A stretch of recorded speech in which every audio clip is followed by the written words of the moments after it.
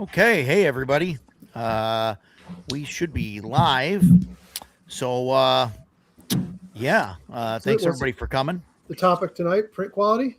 What's so No. yeah, we were talking backstage about paper and some print No, quality we're stuff. done. So, We're done so for let I tonight. me will go know right back over to my Lego and continue just what I let was me know doing. in the comments if you guys want to see an episode where we talk about print quality. And It'll just be you, Roger, talking to I think yourself. it's just going to be me talking to the air, but let me know.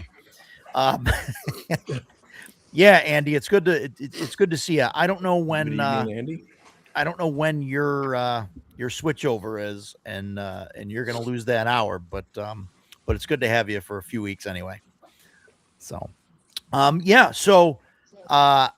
Master Roger. This is my neighborhood. Today we're talking about death and dying of characters, not players.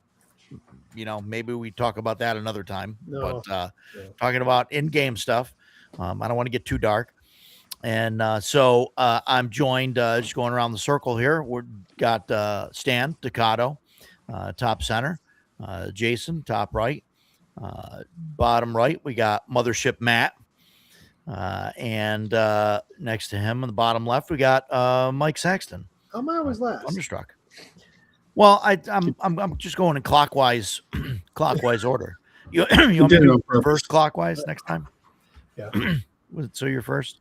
But first, so I had some stuff come in and I bought some stuff this week, and we had our weekly Shadow Dark game as usual. I think that went pretty well. It did. We had a there was a kid, one of the kids that I'm teaching the class with. He was asking me some questions about how I run, my games at home, and basically it was really interesting seeing some of the questions he asked, because he's got some problem players and things like that, and not really problem players, right, but just issues with players having main character syndrome, and being just taking up a lot of time at the table doing their thing, and so I invited him over to sit in and play with me and talk to the guys and stuff, and I thought he did really well.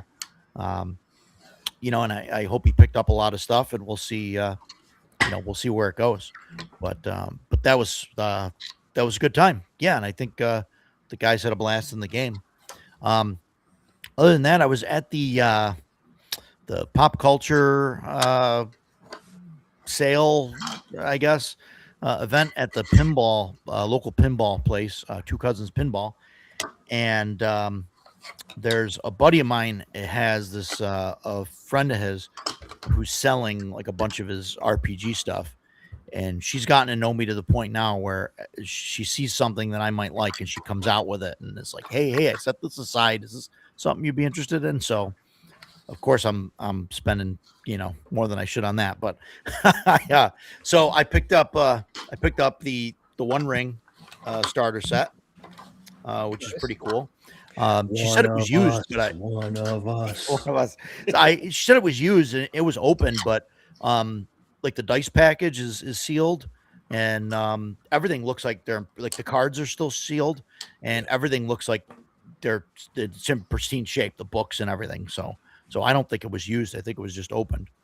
And then of course, after I bought that, she came out with the core book, and so I said, well, might as well buy that too, right? I mean, just in case. Yeah, fun. Excellent purchases. So I think I'm gonna have to run the starter set, and I think I haven't looked into it. But is that the starter adventure that we played at GaryCon? It depends. There have been 2 starter adventures. I think the one that that's we the did at older one. GaryCon was the original one. Hold up the one you got. That's the new one. I Oh, think. that is the new one. Okay. I got them both here. Let me see.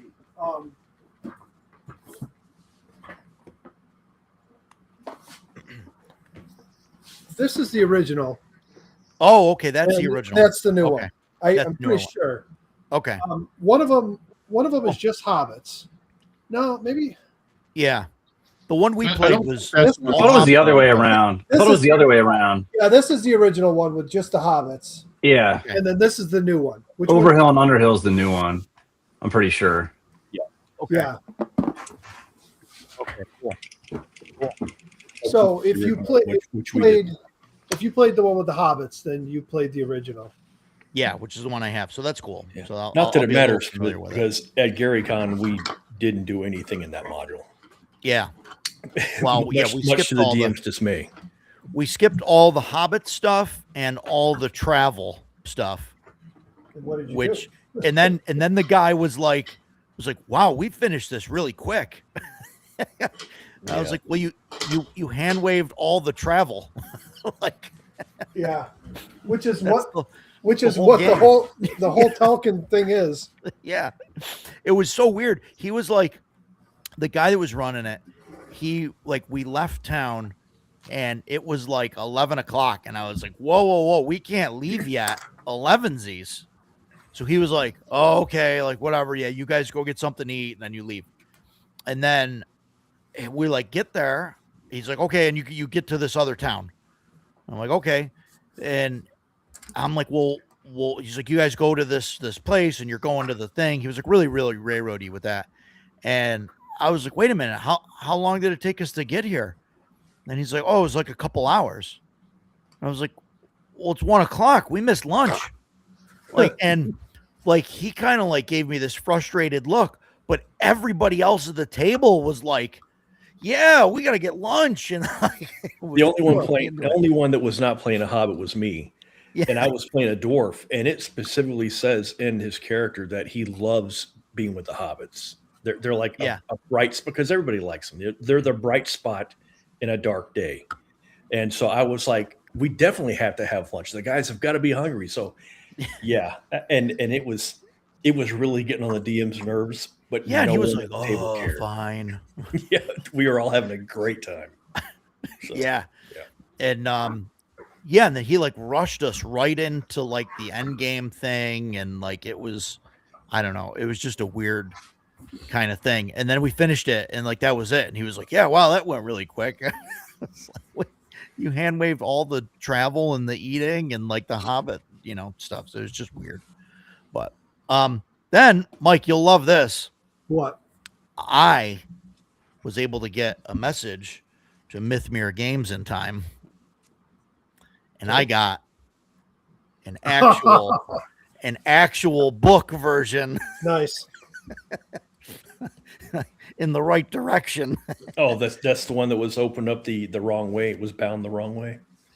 They Yeah, you need to ask for the ones that are portrait, right? Yeah, because I did the same thing. I got the portrait ones. Mine came in this week too. Yeah, Yeah. The original Kickstarter was only landscape, and so many Mhm. people complained that they added an option later. But if you didn't know, you didn't switch it, you were kind of locked in.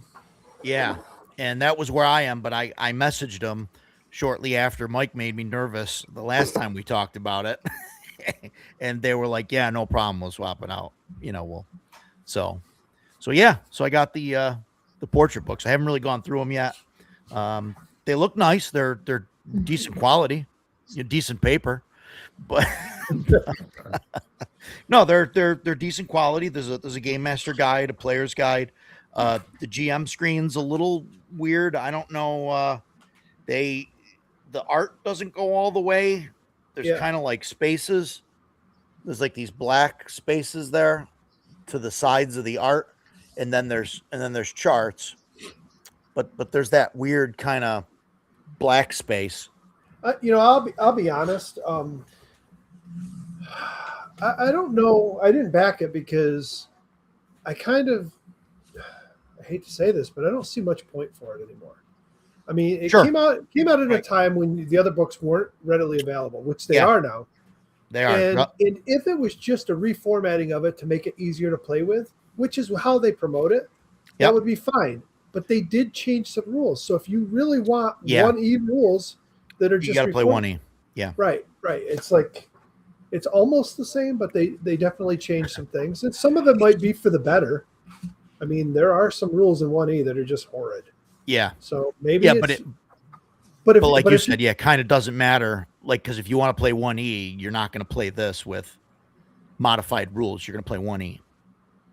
well, I mean, there's plenty of people that have been playing Osric for years, but Oh, sure, sure. but yeah, I don't know. It's just one of those things where like the whole rise of the OSR, came about because there wasn't, and there's a Yeah. lot of talk now about, where is the OSR going to keep going at this point with there's so much out there. Who knows? I mean, there's always room for Yeah. people to make more games, but there's also a point where you just get a glut of the same type of thing over and over. Sure. Oh, absolutely.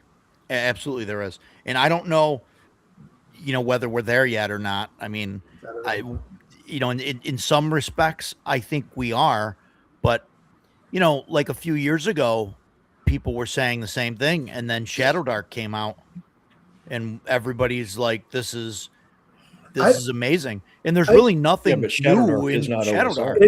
I was going to say Well, that. right, I it's mean, not really OSR. Yeah, it's very similarly. It's like written in the style of OSR, but it's not an OSR game. right. It's Yeah. No, I agree. I agree.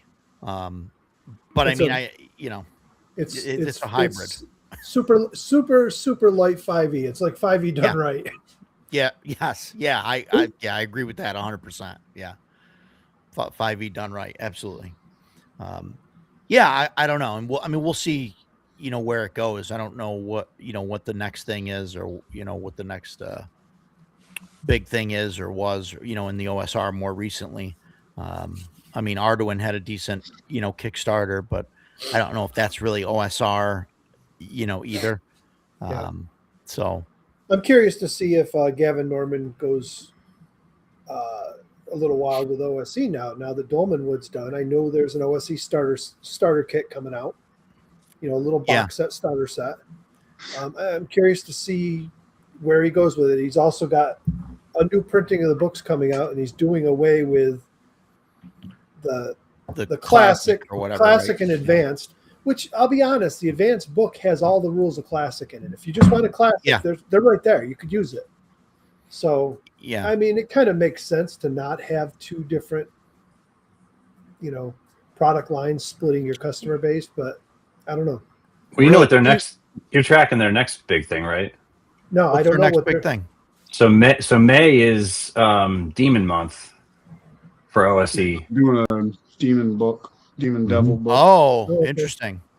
So yeah, like it's one of these shared crowdfunding, multiple project things. So they have Necrotic Gnome has stuff, and then there's independent stuff too. But that's like their big release is the Demonic Grimoire is coming out. Grimoire.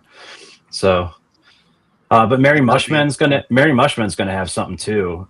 Their stuff's always really good, and then there's gonna be miniatures. So it's a backer kit thing in May. That's like their next big thing. Nice. Oh, cool. Steven saying he said the same thing about Astonishing Swordsmen and Sorcerers of Hyperborea. Not an OSR. I disagree with that. I think Hyperborea is very OSR, but I'm curious as to why you think otherwise, or what makes it not OSR to you. But yeah. In the meantime, what else? That's really what I got to show Hey. off, and what I did. Yeah, go ahead, Mike. Did you get the email today for the latest grift? Oh boy, I don't know. I got a lot of emails today. so- It's the new player's handbook with more new art on it. Oh, yes. You know what? Yes, You I know what saw really that. annoys me about it? I had to The 11th printing. I had to look at it, look at all their screen. No, it's listed as a 10th printing. That won't confuse anybody. Reforged just the 10th printing. Wait a minute. This is also reforged. It's listed on their. If you look at all the screenshots that they put up on the store, they show the front page and it listed as 10th printing. So what happened was they printed so many they forgot what printing they're on. Wait. That's what it is. And they took the reforged badge off of the cover, so to more confuse people. What? Yeah, I am so done. If you look on their store, it's on there, and they put screenshots of it with the pages and what's in it. It says it's the OSR's been, or the OGL stuff's been removed. So it's the Reforged, but there's no Reforged badge on it. It's listed as a 10th printing. It's got a new cover. It's this. All of those things are going to confuse the hell out of people. Yeah, yeah. It's already confusing me Right. why they pulled the Reforged badge. Like, I And, don't. and why, after they just did those covers, did they really need another one? Other than another reason to get you to buy more books. Yeah. Yeah. Man. Yeah, it all dropped today. They sent me the emails. I've even unsubscribed, so they stopped sending me 20 emails a day, and I'm still getting them. Oh yeah. They got you. Reforged. Yeah. Reforged. Yeah. Paul says OSR loses more meaning with every passing day. Agreed. I kind of want Hyperborea to not be OSR so I can abandon the acronym in the trash. You know, Paul, I kind of agree. I've never really liked the term, OSR, because it's kind of turned into just a catch-all for like everything. Like everything's OSR now, like Right. it comes out, and and some of it's really not, but but you're right. And Steve is right here. It's not really trying to replicate. It sort of replicates first edition without the Tolkien influences. I think that's kind of the goal of Hyperborea. Even though D&D didn't go this way, it's very much in Gary's style, because he wanted D&D Sure. to be very human centric. Yeah. He hated Right. the other races, and Yeah. he obviously he didn't like wizards and stuff like that, which are in all the games. But yeah, that would be right up his alley of just humans. Sure. Yeah. So, but yeah, we could probably do a whole show on OSR and not OSR and just go through a bunch of stuff. But it's kind of a pointless thing, like, because it doesn't really matter in the end, But so what else? What'd you guys do this week, and what you guys get in? Want to just go? Well, let's go backwards, because Mike doesn't want to be last. Hang on, I got to get my stuff off the shelf because I put Oh, it now you gotta away get and your I stuff off the shelf.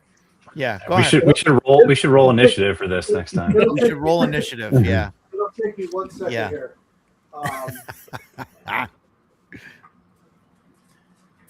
While we're So- waiting, can I go? Yeah. Or is he back? Okay. I'm Oh, here. he's back. What do you got? So, What do you got, Mike? Nothing great, but the Druid's Handbook that I wanted, There you go. beautiful condition. I got it for $18.50 on eBay. So don't let Very anybody nice. tell you can't get deals on eBay. And just more to add to my collection. Dungeon, Nice. Dragon. That's all. Like just I any like. particular issues for like a reason, Just- or anything in those, or just They were just kind of issues I didn't have, and they were like $5 each. So I grabbed the 4 of them, and I went and checked my collection to see if I had them or not. And I have this stuff in PDF like everybody does. It's widely available. Yeah. But I like them like this because when I'm bored, sometime I'll just pull one out and just sit down and read it cover to cover, like I would have back in the day. PDFs, I'll go through them like, hey, Dungeon, I want to run an adventure out of it. I'm going to grab the PDF, pull it out, and just print that adventure, staple it together. But I like these for reading. So Yeah. as long as I can get them cheap. When I see them up for like $15, I don't want it. But Yeah. get- No, I hear you. that, and I got a big binder full. I was showing Ducato because he's actually the one that turned me on to Shadow to Keep on the Borderlands. Yeah. Little did I know that there's so much more to that stuff from Raging Swan Press. There's a whole campaign setting there, tons of stuff in the area. Yeah. It's so my plan is to, my homebrew, I was kind of unhappy with the way it had gone over the last few years, and I kind of wanted to scratch it and start over. This I'm going to go with their setting, which has some good fleshed out stuff, but it's wide open. You could do anything with it. And I figured when Western Reaches comes out, I probably don't want to run her setting as it is either. I'll probably take pieces of it and pop it in Right. there. So it'll give me a nice baseline to start with. And Raging Swan Press just started making Shadow Dark stuff. Their first thing came out yesterday or whatever. And it's a gauntlet. The freaking thing's like 80 pages long. It's a big Wow. adventure. So I haven't even read it. I just bought it earlier and printed it out and We'll Nice. see. But they're promising to do more, which is nice. Yeah, that's cool. And they sell printed copies of this. You just They do. figured it was worth it to Yeah, I want to The figure price. out because I didn't know any of it, and they have previews and some stuff, but previews are small. You can't really get a good idea, especially when it's a 150-page book. So I got some PDFs and figured I'll start there, and then if I want to go back later and pick up print copies, I can. But back to our paper quality, print quality discussion. Right. I bought a lot of paper and printed out a bunch of I've got so much paper I can print PDFs all Yeah, week there you long. go. Any gaming this week? Yeah, we ran our game this week. We finished up the Citadel. One of my old players came back this week. He called me during the week and asked if he could come, and he's in a game, and they're only playing every other week, and they weren't playing this week, and he's like, "Hey, you mind if I come check it out?" He goes, I go, "Yeah, if you're just gonna sit and watch." He goes, "No, give me a pre-gen, I'll play." I said, "Okay." So he hopped in the game and he played. Nice. They finished the Citadel. They decided they ran into the Beastmen for the first time, and they had already killed the Minotaur. So they tried. The Beastmen were really, really cautious and kind of hostile towards them. Did the reaction checks, and they were hostile. And they were like, "Whoa, whoa, whoa! We're your friends. We killed the Minotaur." So they kind of showed them the corpse of the Minotaur and tried to negotiate with them. And they had the boss there, I forgot his name, Rogan or whatever it was, come out, and they were talking with him. And then one of the players decides, "Hey, I'm going to kind of walk over in the middle of them and talk to him, and I'm going to cast sleep." Oh, And he did it, and he failed. And Oh man. I said, "Roll initiative," as they lowered their spears, and then 3 of them died and 2 of them escaped. And that was the end of our campaign. We were finishing it up anyways because we're starting over fresh. That was just a four sessions to try it out. And everybody likes it, so they want to keep going. And Cool. Pete Flagg, he's going to be running some games at Concoction, Shadow Dark, and he's never DM'd before. So I'm like, you know what? How about you take over DMing for the next 2 months? You run a game. I'll help you out with anything you need, and we'll see how it goes. So I'm taking a break, and cool. I'm planning my next campaign. That's why I'm reading up on this stuff. But it looks like I'm sticking with Shadow Dark. Nice. When was the last time you were a player? Oh boy. Oh, boy. in an actual, Who was president? who was president last time I was a player? Oh, probably the last time I was a DM. Nixon. I don't know. I mean- It's probably been at least 15 years. Wow. And the problem Wow. was, it was right when I had come back to gaming. I'd been away for a long time, and I came back. And the guy that showed up this week, he was the one running the game, and he was like, "Hey, we run a game every Sunday." So I joined them. They were playing first edition. I made a ranger, and I played for a while. I was up to sixth, seventh level when the campaign ended.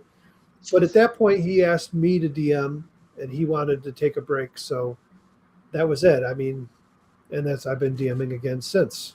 There you go. Yeah. So, yeah, it's been a long time. Cool. It'll be fun. Yeah. I already told him he's allowing us to play some. He's not adding everything, but we're gonna bring in the Ranger, Paladin, and Bard. And I was like, "I'll play a Paladin." He's like, "Are you sure?" I go, "Oh hell yeah! I'm gonna be that annoying Paladin that keeps everybody else in check." Nice. So many times I've dealt with players that are like, we're gonna go torture this guy, or we're gonna do this, and the Paladin's like, "Oh, I'm gonna go in the other room." I'm like, "No, I'm not Yeah, that." no, Paladin. that's all bullshit. Yeah. Nope. I said, "I'm gonna play it like it should be and keep you guys Do in it, line." yeah. You might hate me for it, but Let us know how it goes. it'll be fun. Matt, over to you, buddy. What you been up to? Yeah, I did actually get some stuff in. So you already talked about Osric. I got that, which I actually kind of totally forgotten about. So it just showed up, and I was like, "Oh, neat! I remember putting money towards this at some point." The big one that I know I told you about was the was this finally came in. Oh, yeah. all the Pirate Borg stuff, which was super excited about. I didn't bring it all. I mean, it was so much. There's Yeah. like dice and I got like the big water map and like there's so much stuff came with it. So I'm really excited to dig into this. I got to find a time Did they ship to. it all together? Yeah. No, I order myself like a normal human. So I got all my things in one convenient package. It was a lot though. I mean, it was heavy. There was a lot of stuff in there. I mean, I added in a bunch of extras, but I'm pretty excited about digging into this. So that's going to be a fun one I got to switch some of my upcoming stuff over to this from some of the other things I've been running. And then just kind of like random coincidence, I bought these cheap from somebody secondhand just to have some. Yeah, Are those those aren't the they're the drive-through RPG ones. Yeah. Yeah. But that's, I don't know. I got those, and then I got Swords and Wizardry. I've kind of wanted to get for a while. It's on sale cheap. It's like if you buy it from Frog God, it's $30 for the box set plus the supplement pack. I think the shipping is probably more than the stuff you buy, but yeah. So I don't know. I got a whole bunch of old school stuff I'll probably never use, but that's fun. It's fun to have. So yeah, Pirate Borg is probably the one I'm most excited about. And then I did run some other ship and some Morkborg, not stuff that you guys have played, but stuff I've run before. So I think Graves Left Wanting is starting to become one of my favorite Morkborg things. So I'll try to run that for you guys sometime. It's pretty fun. Yeah. Cool. Yeah, that'd be awesome. Yeah, it's actually like a blast. So they designed it to run like when you have a TPK, like your party basically wakes up in a graveyard.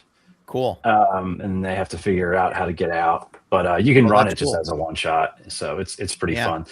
Yeah. So that's fun. Yeah. Bring that up later. Yeah. Well, that sort of thing will come up.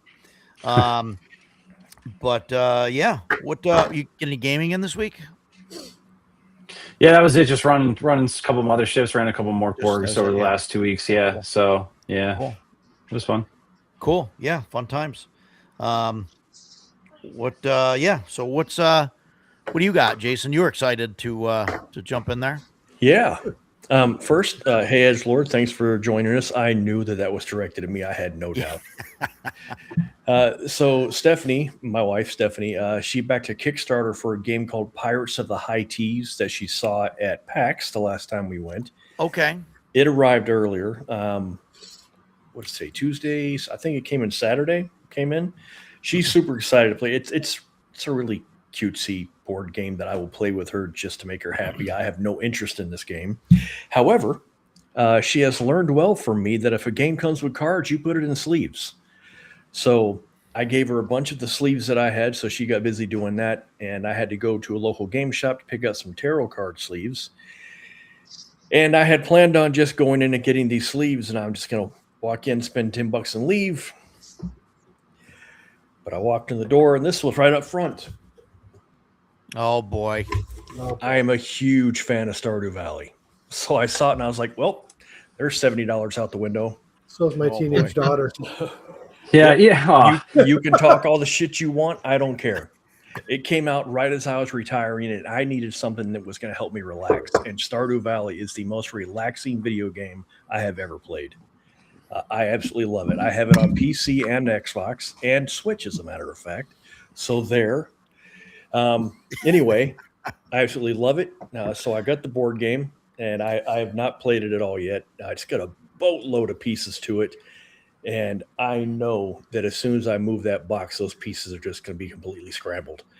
But whatever.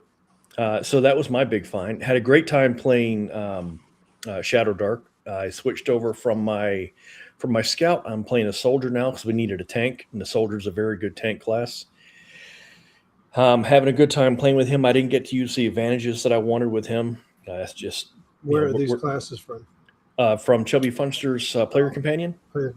Yeah, great stuff. Big fan of the book. I don't have that one. I have the DM Companion. I'm gonna have to pick that one up. It's worth getting. There are some errors that we found. We talked about that last week. And by the way, I emailed Greg immediately after the podcast. And I was like, dude, I'm really sorry. I didn't mean to ambush you with, oh, we found typos. And I was like, later on, I still feel like a jackass. And he emailed me back the next morning. He's like, no, man, don't apologize. It's great. I'm glad you're pointing this stuff out. So I was like, okay, good. Yeah, I don't want to burn that bridge. Well, Yeah. I'll have to ask him before I buy it if there's a new revision coming out, because I bought the Shadow Sun book, and then as soon as I posted it on Twitter, he replied that, oh, there's an update coming soon. I'm like, oh, I would be surprised. The errors that I pointed out to him were pretty large. So I would be really surprised if he didn't. The equipment list, the armor list in particular, has some big question marks that Roger and I were discussing. But even with the errors, it's still, I mean, there's like 30 new classes in it, and they're all complimentary. I mean, they're great classes, man. So anyway, I really, in fact, I told Greg in the email, I'm happy that we're playing Shadow Dark. I like the system, but the basic 4 classes just don't appeal to me. I don't just want to play those classes. So getting his player companion in, for me, I was like, oh, cool, new juice. I'm happy with this. Some of the players were making me want to pull my beard hair out Sunday. At one point, I almost packed up my stuff and left because I was very frustrated. Oh, wow. But things got better, and hopefully people learn lessons. They didn't. We never seemed to, but whatever. But we had a great time. We got experience. We got loot. I still rolled shitty on the carousing table like I always do. Doesn't matter. Great time. So it was a good weekend. My Stardew Valley board game made me very happy. So full steam ahead. Hey, Jason. Yes, sir. Back to Stardew Valley. It does look fun. The more you get to know me, the better you get to know me. You'll realize I am that guy that twists screws. Oh, no, all the time. I am not taking that personally. Dude, I was in the Army. Yeah. Not taking it personally at all. But I will defend Stardew Valley to the hilt, man. It is such a pleasant game to play that it's just like, even after I retired, I was doing construction, and I would be all wound up all day from trying to cut shit to the nearest millimeter. And I would come home, and I was either playing Red Dead Redemption 2, which is great because I would just go out hunting up in West Elizabeth, or I would put Stardew Valley in, and I would immediately be like, here we go. This is what I want to do. So yeah, I don't mind you giving me a hard time. It doesn't bother me at all. I'm curious to know what you think of the board game, because I've heard mixed things about it. The production quality is insane, though. It's really nice. Looks incredible. Yeah. And like the board that you play on is the map of Stardew Valley. So I was like, oh, this is great. But I'll let you know. I plan on taking a look at it. Hopefully Thursday night. If not, then I'll do it Saturday. But I will let you know what I think. So. Hey, Agile, thanks for coming. Hey. You're up, Stan. Oh, Dan, my turn. yeah. Yeah, what do we I got got? a couple things. So I got this. Cool. Blacklight. Oh, yeah. That came in.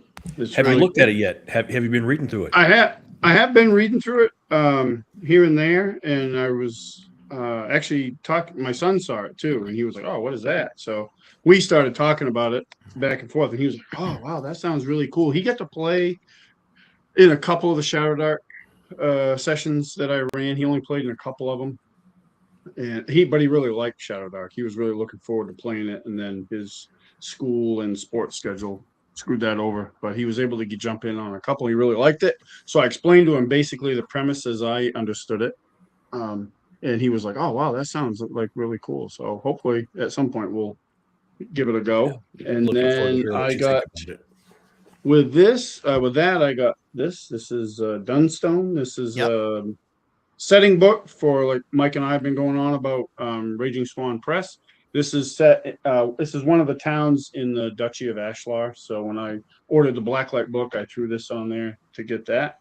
And then this actually led into like a big deep dive, because there's a map in this book. It's just a localized map around Dunstone, but it has like all these adventure points in it. So then I started looking at their drive-through page to see, what they had, like, and all that stuff has something. And then I already had this book, which I probably already showed, but this is all dungeon backdrop. So a bunch of them are in here. Like, actually most of the ones that I saw on the map are in this book. So I have been kind of diving into that lately. And Are they quicker with their soft covers? supposedly, but the thing with this order actually took a while because it was I don't know why, but it's one's a soft Probably cover because and of then the other Blacklight. one's a hard cover, and Yeah, it took freaking forever to come, or it felt that way. Yeah. Yeah, that's But what when I it was for me ordered, for the last order. When I ordered Tales of Argosa, though, like that actually I felt shipped pretty quick, and I got the hardcover version. But this one is that it print seemed on to take a demand while. though? Tales is of that- Argosa? Tales of Argosa, yeah. So drive through, you can actually they have an option now. There's some sellers that can actually sell their printed books through drive through. So, but it'll usually say at like the top of the page that this is fulfilled third party Yeah. or whatever. So that's why I wondered. Yeah, if I ended up it came going from somewhere else.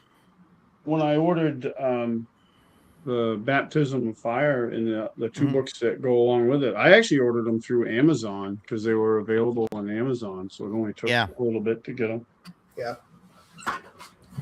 Yeah, that's interesting. Yeah, What yeah, that's. I want to hear about your crazy miniature setup this week. What you got? Anything? Oh no, I didn't. I No. played in our second edition Ravenloft game Friday night, which was good, except for my dice rolling, which sucked as usual. And but no, that was a lot of fun, and we're getting further into the mystery of that particular adventure we're on, which was good. But I didn't run anything this weekend. So this coming weekend, I'm running the game. I have no idea what I'm Yeah. going to do yet, but it's happening. Yeah, cool. Good times. But before we go yeah, on, fine. I have a question for you, Roger. We've talked about Gangbusters every now and then, and man, I really want that game. Can you? Did you tell me they're going to do a new edition of it, or there's another print set coming out? They did. They did a pre-order for Gangbusters, Pre-order, and then okay. Gangbusters BX, and then they had Don Samora, who was on the show. He's printing it. He had issues with the printer. There was a fire next door, or whatever, and they had That's what it was. flooding and all Yeah. that. So some of the printing got delayed, and they're just now fulfilling the people that pre-ordered it. So after that's So- done, then we might see it on open market. Yeah, so it should be on the open market. And I'm going to WizardCon next month, so which is If he's- Don's. If he's con. got some He copies, should have pick one up yeah. for me. Definitely. Yeah. Yeah, Thank you. Yeah, definitely. But yeah, so that's hopefully pretty cool. I've kind of flipped through it. Obviously, I mean it's exactly what it says on the cover. You play as there's mobsters and cops, and Yeah. you're Yeah, in see? the 20s. Yeah, I mean They'll that's never take me yeah. alive, coppers. Yeah. So that might be fun to do something with that. I really enjoyed running Blacklight, and I mean which is strange because usually I don't go towards like the Call of Duty or modern kind of games, but I think because it's kind of that, like I could do whatever I want with it type of, you know what I mean? Absolutely. It's not like, oh, we're going into combat and it's like we're going to war with somebody and there's other, covert ops guys, it's whatever. Mhm. It's like, no, you guys are going to Ravenloft today with, we're gonna go shoot up Strahd with machine guns. Like, I Well, I mean, like that it had sounds a- amazing to me. I like that it has a variety of classes too. Like I didn't really know. I didn't, other than what you guys had Yeah. talked about. There's like I didn't know anything 13 about it. classes, I think. Yeah, so you could design it around, like it doesn't specifically have to be like 100% like military team. You could have this really weird Shadowrun style group that Yeah. everybody has their specialty, and then you go deal with whatever the problem is. Yeah, when Yeah. we made our group. In fact, Roger even put into the Discord channel don't use this class and don't use this class because they're really NPC-esque and we don't want to deal with that.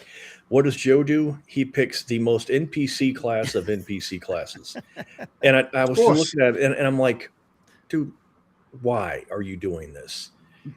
10 minutes into the game, Joe's like, well, I've got this ability that lets me ask for a favor. Can we get an upgrade to the Humvee? Can we get a weapon on top? And I was like, okay, because my guy's a heavy weapons guy, so I set up there. He rolled really good on and that. used that He rolled 50 like an cal. 18 or something. Yeah, and the 50 cal is what saved our bacon at the end because I poured lead into the main bad guy. And took Yeah. him out. So yeah, that was all Joe's doing. I was like, okay, never mind. Whatever. Okay. Yeah. What's Little Monks? What's Little Monks? I don't know. I don't think they're understand the talking question. about. I think they're Oh, are talking they about. talking about 3D printing? Yeah, about Edgelord is doing Warhammer or Runehammer. I didn't see what, but I think that's what they're discussing. Oh, Warhammer. I think he's or something. Yeah. I mentioned. I don't know. Yeah. Okay. Did I anybody saw a did question. anybody happen to back the Black Ballad for Shadow Dark? I did not. No. What that doesn't. It sounds It- familiar, but I don't. it- What is it- that? It's got 22 days to go, but it's only half funded so far, so I don't know if it'll make it or not. It's weird. It's a hardcover book with a campaign that basically once you die, then you get a chance to go and deal with death and either come back to life, or there's a whole campaign you can play through. Really? It might be interesting. I'm not sure. But I don't know if it's going to back or not. I mean, the PDF itself is $35. It's like $77 for the premium everything, which I'm guessing has the Is that the one by Dungeon Damsel that I've been seeing all over Facebook? No. Okay. That's Druskara or whatever. Okay, that's right. Did you end up backing that? No, I did not. I have no interest in that stuff. Yeah. Death of Oath, Second Chance Adventure. Full adventure designed to supplement home campaign or any official Shadow Dark supplement. Yeah. After death, for any reason, your party will journey to the storm of broken worlds and engage in discourse with death itself and attempt to earn a second chance in the land of the living. Failure spells oblivion, or the chance to enter the setting of the Sunless Crossing and begin the main storyline of Black Ballad. That's interesting. Yeah, I mean, I thought, I don't know. I'm curious to see. I'm going to watch as it gets closer, and I don't know. Yeah. It seems a little pricey, but I don't know. I don't know how big it is. You know, It definitely sounds interesting. You know, I kind of like some things like this. I mean, I think it would be something you'd run once, though. Yeah, it says that you can run it multiple times and all of that. Maybe you can run it multiple times if you like they succeed the first time and they get back out, and then the next time like they fail, and then you got to go through the thing if there's like different paths. But I don't know. Yeah. I mean, I wouldn't turn away from it if somebody said, "Hey, we're going to add this to the campaign and we're going to run it," but I don't have any reason to back it. It's just not for me. It's okay. Yeah. And I mean that kind of leads into. It actually looks like the $35 tier gets you the PDF and the soft cover. Okay. Okay, that's not not bad. Kind of a standard price then. Yeah. All right. Before you get this train back on the tracks, I'm going to derail real quick one more time. So one other gaming thing that's tangentially related is I don't know. Did any of you guys play Slay the Spire? I a little bit, very little. So Slay the Spire 2, yes, it's so good. It's so freaking good. Yeah. And it's got 4-player co-op now, just like the board game did. Yeah. It's amazing. It's not on sale anymore. It's $25. It's so good. Like if you like deck builders at all, man, it's great. Like I don't know it's just really good. So better than the first one? Yeah, I like it better. The enemies are more creative. Like it's a lot of the same stuff, but like that seems to be the main difference besides the co-op is like the creativity in the enemies, like what they do and the things that they do to you and how it's really, really every time I fight something, I'm like, whoa, this is so like, how do you approach this? It's so different. So I can't recommend it highly enough. It's so good. And it still is terrible art and it'll run on a potato. So like, it doesn't matter what computer you have. But the gameplay is so good. I played the first one a handful of times, and I don't know if it's worth it for me to buy it. The second one, unless I play it.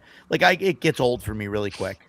Yeah. Of having to start over and like go through it again. Sure. Like, it was a few times it was like fun, and then it's like I'm doing the same thing over and over again now, and to get back to where I was or whatever. And it's just like, okay, whatever. Yeah. No, I hear you. So, but yeah, I mean, maybe if it goes on sale again, maybe I'll buy it. Yeah.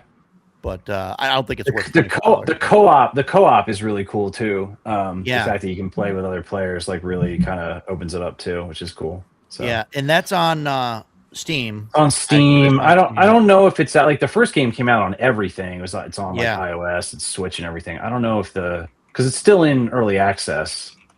So I don't know if it's out on anything besides PC yet. Yeah, it's not going to be out on Switch till like 2027 or 2028 when it comes into full release, I guess. But Yeah, interesting.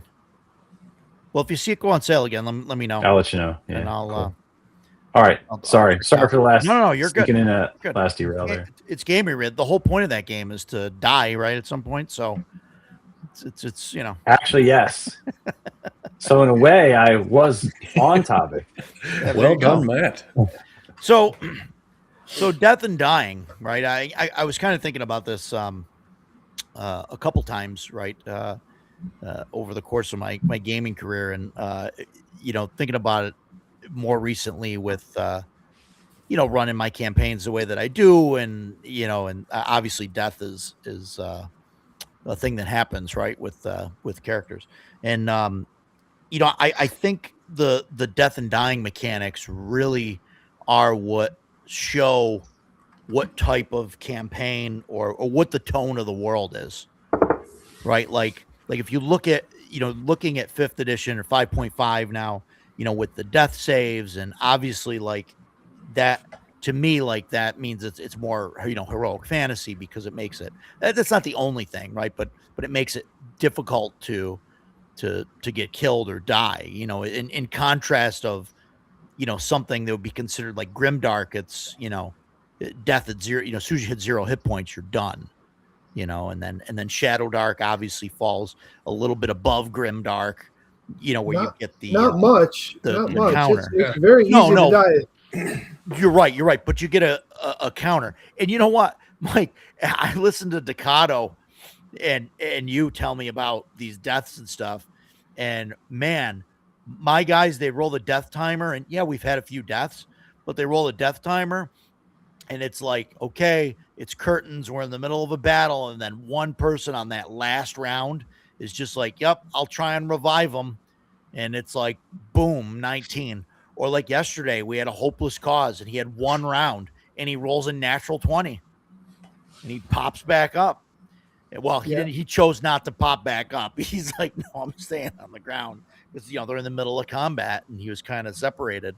But it's interesting. The luck that we've had is, it seems less grimdark than the stories that I've heard from you. Well, this week, I will tell you, this week I was on fire rolling. I think I did 4 critical hits this week, 4 natural 20s. Wow. In combat. Pete went, he was playing a wizard, and he went down a few weeks ago, and when they were fighting the Minotaur, and he went down, and he rolled, he has no con bonus, and he rolled each time this week and last week, and he got a 1. So he had 1 round. Yeah. Which is actually 2, because on your first turn, you roll that D4. Your second turn, you roll to try and get yourself up. Right. So he actually had like two chances for people to try and get him up. And the first week, nobody was able to get him up. He had 1 round. So when it got back to his turn, it was like, okay, make your roll. If you get a 20, you're up. If you don't, you're dead. Doesn't he roll a 20? Gets up. There you go. Yeah. Magic missile into the back of the Minotaur, who's now moved away from him, and kills him. And everybody's cheering, and it was great. Yeah. This week he went down. He had 1 turn. One guy managed to get to him and failed the check, and it came his turn. He failed the check, and that was it. And Yeah. It's one of those games where it can be a domino effect real fast. As soon as 1 or 2 players go down, the rest are going with them. Yeah. Yeah. Yeah, it's interesting. Like, I mean, I definitely like that. I mean, the Shadow Dark method of, so many rounds. I don't like death saves and all of that. I mean, it really just makes it so that it's really difficult. Because, I mean, for me anyway, right? Like, I think you need the fear of death in the game. Yeah. And in order to have the fear of death, it has to actually be possible. Right. So, I mean, yeah. I mean, otherwise, what's the point? And I know there's some games, that I've played that have, what's the game? There's one where you can like choose, like when you go to zero, you go unconscious or whatever, and then you're like out of that scene. But then like you can decide narratively whether Oh, Dagger Hearts. hey, am I dead? Do I have an injury? You know what I mean? Type of thing. And I mean, I don't know. There's a time and a place for that, and I mean, I don't think like the campaigns that I run are really designed for I something guess like that. if you're playing a heroic fantasy campaign and that's the style you like, where your players aren't going to die, you just want to tell good stories, then I guess it works. But to me, Sure. I've never been into that. I want it to, there's got to be risk. That reward doesn't come without risk. Yeah. Like I've played both, so I think to give it credit, I think actually Dagger Hearts method is better than the 5th edition method. Oh, Because you get 3 different Are you talking options, to Ken right? on the side here? No, this is from my personal experience. So one of the options you get is you just roll the dice and see what happens, right? So that was the one I picked. You're either a hero or a zero, right? So it's like, all right, I'll take that one. But then there's other one where you can like, all right, I'm gonna die, but like I get to do one thing and then that's it. I think it's better than just the 3 death saves that everybody lollygags their ass getting over there to help you because they know they got typically at least 3 rounds. I mean, there's ways to fix that. We did some stuff in our 5th edition days, like not revealing our results when we rolled. I started doing that in our games, and everybody else kind of took that and they started doing it well. So nobody knew, not even the game master had any idea where you were at with a save. And there were times I remember in one of my son's games, he was running. One of us, my friend Chris, his character went down, and I lost track of the rounds like altogether. I thought it'd only been a couple of rounds to go over, and he's like dead.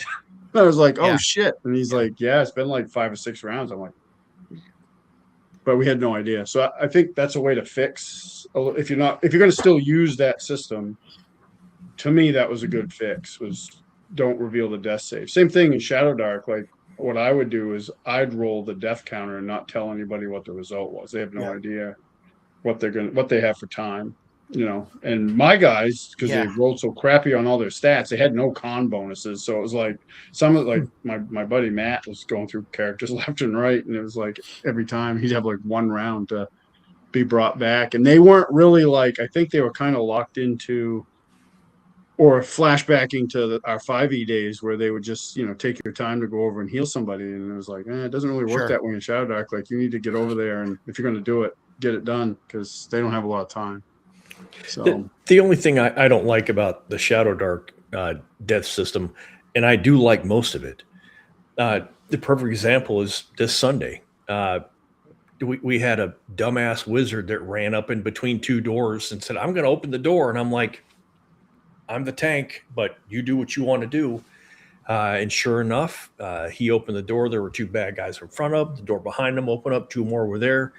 And he's pinned. He's got nowhere to go. And I was like, here we go again. And sure as crap, Roger rolled a natural 20 right there on the table. Yeah. Rolled the 1d6 damage twice.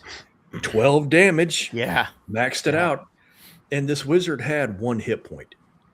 And so instead of just obliterating the wizard, he's at 0. And now he's got, 2 rounds or whatever, because he rolled, the D4.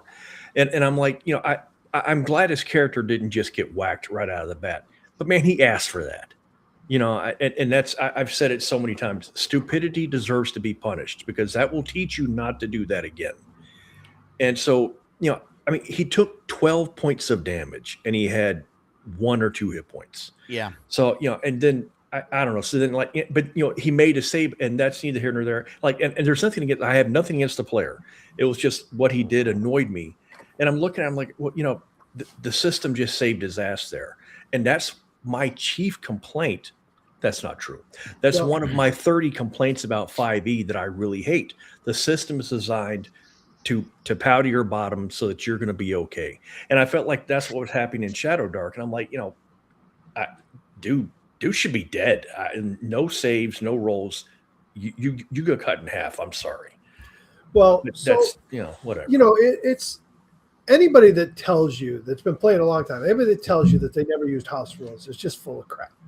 Every game, and every game pretty much promotes it. You'll read in the thing, and they'll tell you make Sure. it your game, and if you don't like this, change Sure.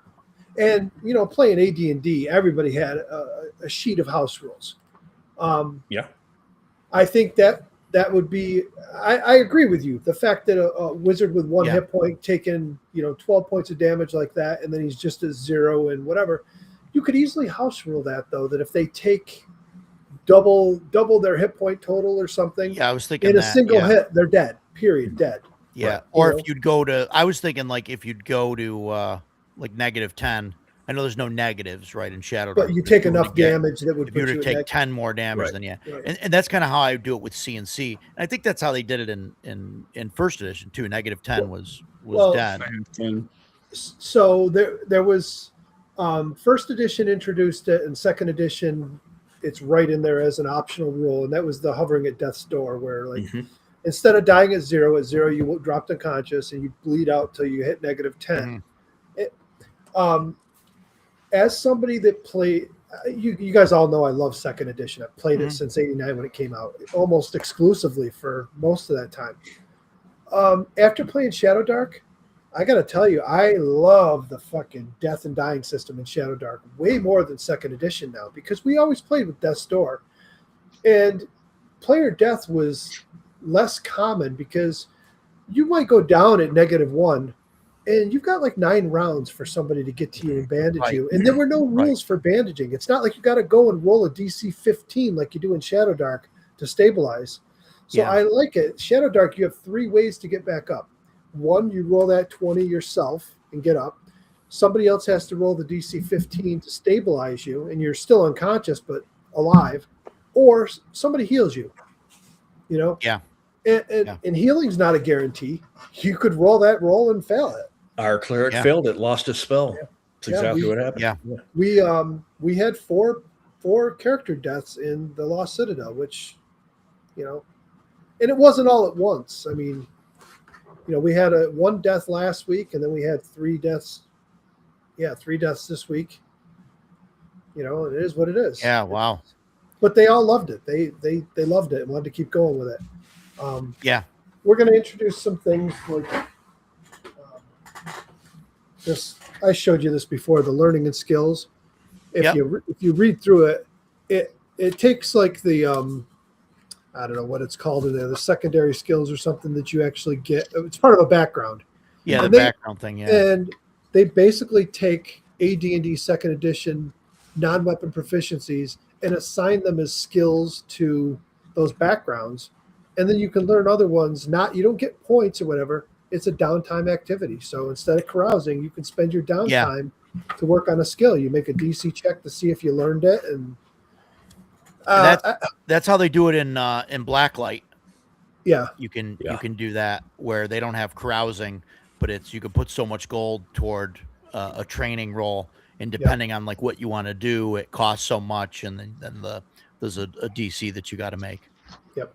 So And I Yeah, and I like this is this adding the interesting. skills. I mean, obviously, Shadow Dark is very bare bones in a lot of respects. It's very simple. I mean, that one page per class with just a couple abilities, and that's it. Yeah.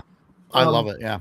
To my players had said they'd like a little bit more modularity, some things they could add to it. So adding stuff like that doesn't hurt it at all. I mean, adding a swimming skill doesn't mean you can't fall in the water and tread water and save yourself. It does mean if you fall in those, that raging river with your armor on, if you have the swimming skill, you might have a chance to be able to make a check, shed your Yeah. armor, and get yourself to the shore where somebody else might just sink. I like that. I like that. Sure. Yeah. No, that's interesting. Yeah. And I'd like to see what gets added into the Western Reaches stuff. I mean, I don't know, but as far as death and stuff, but so, some of the added stuff. I was looking at some of the preview stuff in the last couple weeks, and It I does don't know feel if like she's some of gonna it's keep it, more. but- I do feel like some of it's more advanced options now, like expanding this, expanding like I Yeah. like the expanded carousing that they added with the D100 I don't. rules. I looked at it and I don't know. It seems I'm okay with it. I think, and I I- have to try it. I do. My only thing is now you're rolling on the chart, and then that tells you how much XP you get and whether it's like how many It- good things and how many bad things happen or whatever. Do you right? And it's like 1 and 1 or 1 and Yeah, 0. well, and, so then you got to roll on that right, other or chart. you could roll it by the book, and you have a D8 for options. No, right. I agree. There's only 14 options. There's that expanded carousing thing. I tried that a couple weeks ago. I and like it worked that. fine. Where you use the D8 and the D4, and I didn't use it this past week because I completely forgot about it. But that gives you 32 options or what. So I know this isn't for everybody, but we've talked in my group about doing away with XP for carousing, because you have all these other downtime activities, learning and Yeah. stuff. We wanted to add training to it. Like Pete Sure. found himself a scroll for his wizard. Oh, nice! Is it a good condition? I realized after I sent you that. You're muted. You're Takato, still you're muted there, Stan. I realized after I sent you the link that it was a stock photo they used, and I was like, God, I hope he gets a good copy. Yeah, Oh man, yeah. Is it he gets pretty over good? the cover ripped off, and somebody colored it in with crayon. On Yeah. That's what I was waiting for. That's Nice. the round. Is that the round TSR or the rectangle? It is the round, So actually. that's the WotC print. Then that's fine. Yeah, Yeah. yeah, because the stock photo it was the Has rectangle. the rectangle. That's why I asked. Yeah. Yeah, that's good. that's not a bad thing either, Steve. pro- Is to give them negative. So at level 1, they go to -1. I think DCC is like that, right? You can go to negative of your level before I don't know. you're dead, or no? You're the DCC expert, man. Yeah, I I know. do not know. I know, and I was sure of that until Matt started giving that look of he's not sure what That I'm doesn't talking sound about. familiar. So So No, what- I think guess- it's no. If I recall, it's you have your level in turns for someone to bring you back up. oh, okay, that's what it is. Yeah, so okay. if you're 4th level, you have 4 turns for somebody to bring 4 you back turns, up, yeah. and then Okay, if that's you're negative, you die. If that doesn't happen, you die, and then there's the luck roll for the roll of body to see if you Yeah. come back with some kind of permanent injury. I think that's Yeah. what it is. I'm sorry, I was like trying to too many rule sets. I'm pretty No, sure that's I what it know. is for DCC. Yeah, no. Now that you're saying that, I think that you're right. And I know, like Morkborg does. When you die at 0, you roll on a chart. The broken, you become broken. It's if you go exactly to 0. So if you go to Oh, okay, exactly, below yeah, that, if you you're go dead. exactly to 0, you're on the broken table, which you can still be dead. And then if you go negative, even 1, you're just dead. Negative. Okay, it's dead. I do kind of like the broken chart though. Like I wish like there was something like that in Shadow Dark, where like if you would have gone below 0 and you get revived, like that you're not just, oh, I'm healed, I'm at 1 hit point, I'm at 100%. Like I'd love to roll on the thing and say, hey, okay, you've got a broken leg now, you're out for a week, or whatever. Yeah, there you go. Yeah, there's those. I think this is actually from the Western Reaches stuff, because I have a bunch of Okay. stuff printed here that I think Cool. came out of there. I've That was got down. something that's the Palladium system did something similar. They've got the structural damage capacity, the SDC or MDC if you're playing Rifts, and then there's hit points. Your SDC is you get shot. You're okay. Keep going. Once your SDC is gone, you're down to hit points. Your armor's broken, your leg is broken, you've got a concussion. I like that system. I like that sort of thing. You can take a beating, but once you've taken too much, it starts to affect you. Yeah, one of the coolest parts of Cairn is at 0, there's a scars. If you go to exactly 0, there's like a scars table that you roll on, and there's some good outcomes and some bad ones. And it frustrates me that it only happens if you go to exactly 0, because it's one of the cooler things in the game, that table, and it doesn't happen that much. Right. Yeah, I Yeah. think that should be a table like that. I would apply it to like a crit. You get a natural 20, maybe you roll on the scars table. I really like the DCC crits. I'll I'm be gonna have honest. to. I'm gonna have to look at it. What, the you roll on tables? with the tables. Jason I know doesn't it's like another them? table It's to roll on. they're interesting. It isn't that I don't like them. It's just it's another table to roll on. Yeah. And Yeah. DCC has so many tables that for me it's when Roger and I first met, we started playing. He introduced me to DCC. I had heard of it, of course, but I'd never played it. And man, I opened up the book and first he hands me a pile of dice and I'm like, what the hell is this? And then he's like, oh, well, you got to have a D7, so you're rolling the D7 table. And I'm like, a D7 table? What heroin addict thought of this? And That so would be Joe then we start, Goodman. then we start playing it, and it's certainly it's interesting. The crits can have wild effects, or sometimes you just do times 2 damage, no big deal.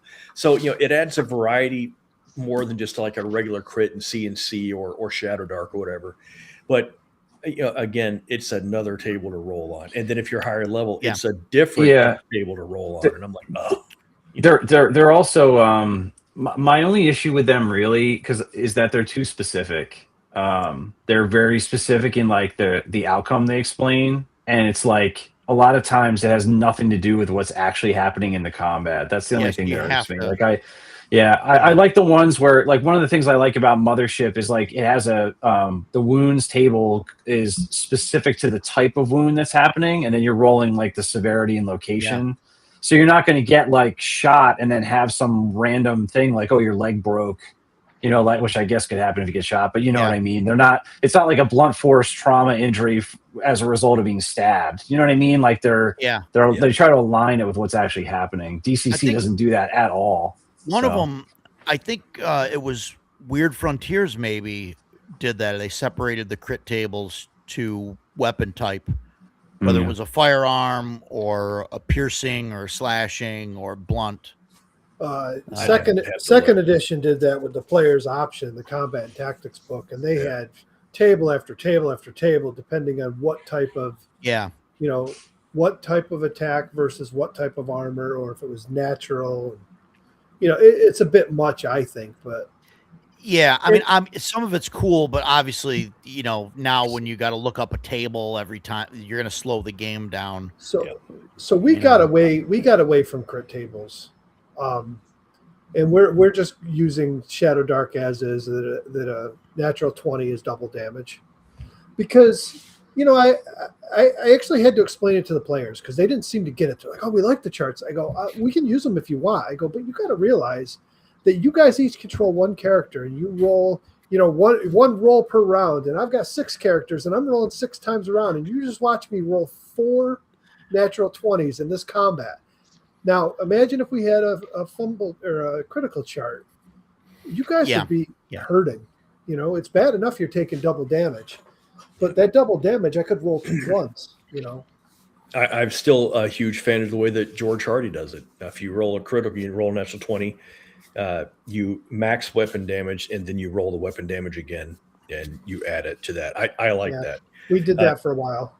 Sunday, I got my 1 natural 20 of the night, and sure as shit, what do I roll for damage? A 1. What a surprise. Yeah. Oh, it was just so frustrating watching my crit damage. Something like that. Something like that. If you want to talk about it next Sunday, if the group wants to do that, I am fine with doing that. I would say the same thing I always say. It works both ways. Right. Yep. And you just got to remember that maximum weapon damage in Shadow Dark with lower hit point totals, you give them that maximum weapon for 1 and then roll another, it could very well drop a player in a hit. Yeah. Yes, but in Shadow Dark you go to 0. Right. And that's what we were talking about earlier. I do think Shadow Dark is harder to get players up, though. I agree. And back, when I first started talking about it, I liked the system. I like that system. I like that it's I've been taken out, and I have 2, hopefully 3 rounds for somebody. Please roll a good in check. Somebody gets lucky with that roll. Yep. And the question is, I mean, with other types of checks, generally it's accepted that you don't have players roll something more than once. You're trying to look for a secret door. You're not going to just keep standing there and rolling. Right. You allow people to keep trying to get a player up, or do you give them one opportunity? I allow people to do that because generally when it happens, it's in the heat of combat, and everybody that is going to try and take time to do that's like less swings on the I know, enemy or I whatever. know. That's so. I mean, I'm okay with that. Yeah, as far as doors and stuff go, and finding secret, like, yeah, I generally don't do that. You found it or you didn't. Yeah. For me, more rolls on a dying character. If you're in combat and somebody gets shot, the medic runs over. He's not like, oh, I can't help him, can't try again. He's going to keep going until the guy's dead or he's patched him up and saved his life. So that's how I look at it. So more rolls doesn't bother me at all. I never liked what Stephen Kennedy just posted there. The whole confirmation of a crit. Confirm the crit. Like Yeah. you rolled and then you got to roll Third again edition, to confirm it. Yeah. I was always just like, listen, let's just play, figure out how you want to handle the crit, and that's it. If you roll the 20, you got it.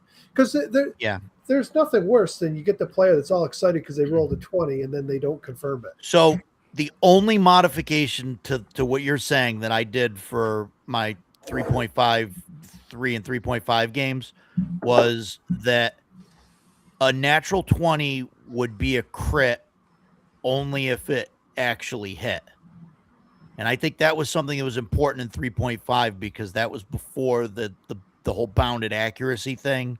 So you would have you'd have like a dragon or a high level thing that would have like an AC of 30. And so could or a something. Could a natural 20 miss in third edition? Because in earlier editions, a natural 20 was always a hit. No, a natural 20 is always a hit. Yeah, what Roger's saying is if you need a natural 20 to hit this creature, you're never going to be able to crit it. Yeah.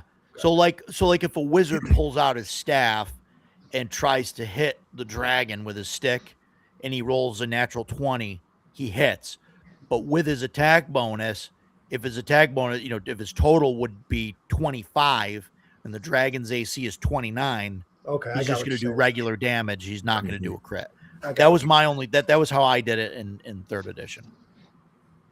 And then I would double it. I would double the number. Now I'd rather have people roll dice. I don't give out too many crits. I mean, you're basically picking a rule from one edition. That's it. I mean, because I don't know of any other game that ever made you confirm crits. I mean, if you like it, that's fine. But I don't think I'm giving out too many crits. I'm playing by the book. I'm with Mike on this one. Yeah, a natural 20 should just always be a crit. I'm with Steve. I'm not usually the dissenting voice, but with Mike.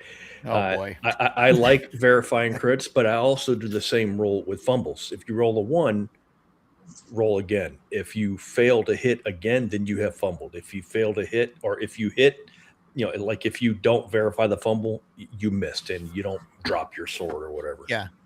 Yeah, and obviously, Steve, that's your table. You do you, man. Right, Steve. If I came to your table, I'd play it by your rules, and I wouldn't complain about it. That's the way it is. I never played third edition, so we never played by those rules, and to me, it just seems odd. Yeah. Because every other edition, even fifth, did it different. They only carried it over for 3 and 3.5. Yeah, it always felt in 3.5, like with confirming the crit, it sort of felt it sort of felt like saving throws do at higher levels in C&C. It's either you're gonna do it or you're not. Like that's how it always felt to me. Like if you crit, and you get to the point where it's like, okay, I crit a low level an orc or whatever, and it's like, okay, I'm gonna roll to confirm. Like, of course I'm gonna hit because his AC's 12 and I got a plus 15 to hit. Like, you know what I mean? Like, why are we even, doing this? But then you've got some, higher level stuff, where it's like, okay, I'm never gonna, in order for me to crit, like I'd have to roll, to confirm it, I'd have to roll a 16 or better anyway, to hit something that big. So it was like always like a feel bad kind of thing.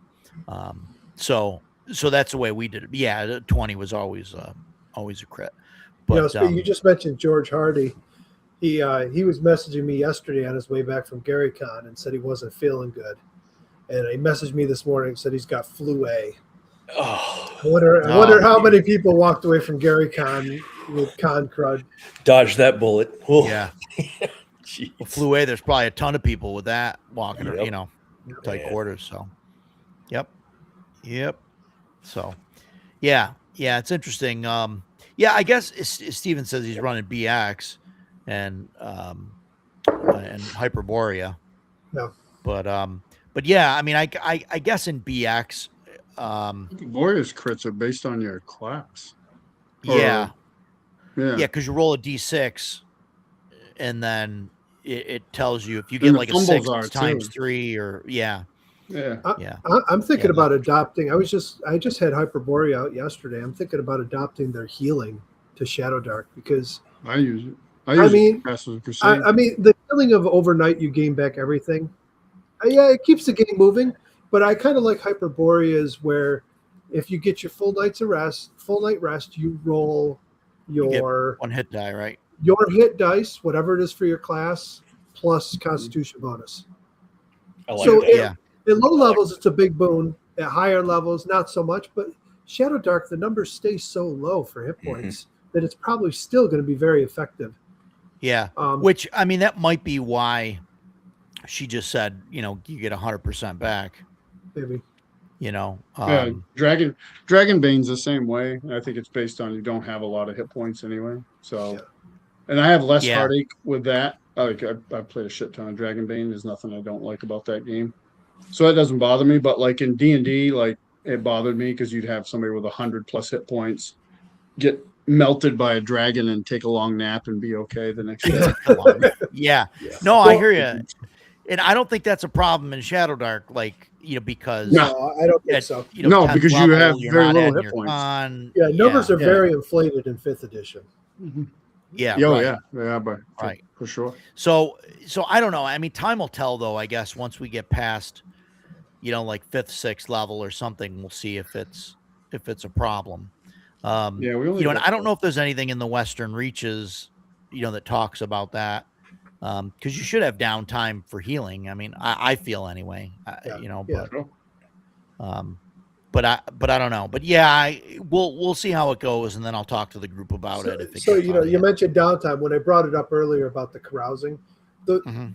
You know, I mentioned something and then we moved on to another subject. So I wanted to just explain when I said taking experience away from carousing. Oh yeah. There are so many when I showed you the enduring wounds, I had a bunch of stuff printed from Western Reaches, and that was the expanded, some of the expanded carousing stuff with other downtime, or not expanded carousing, expanded downtime. So in the main book, all it has is learning, and it's a very generic description of it, and then carousing.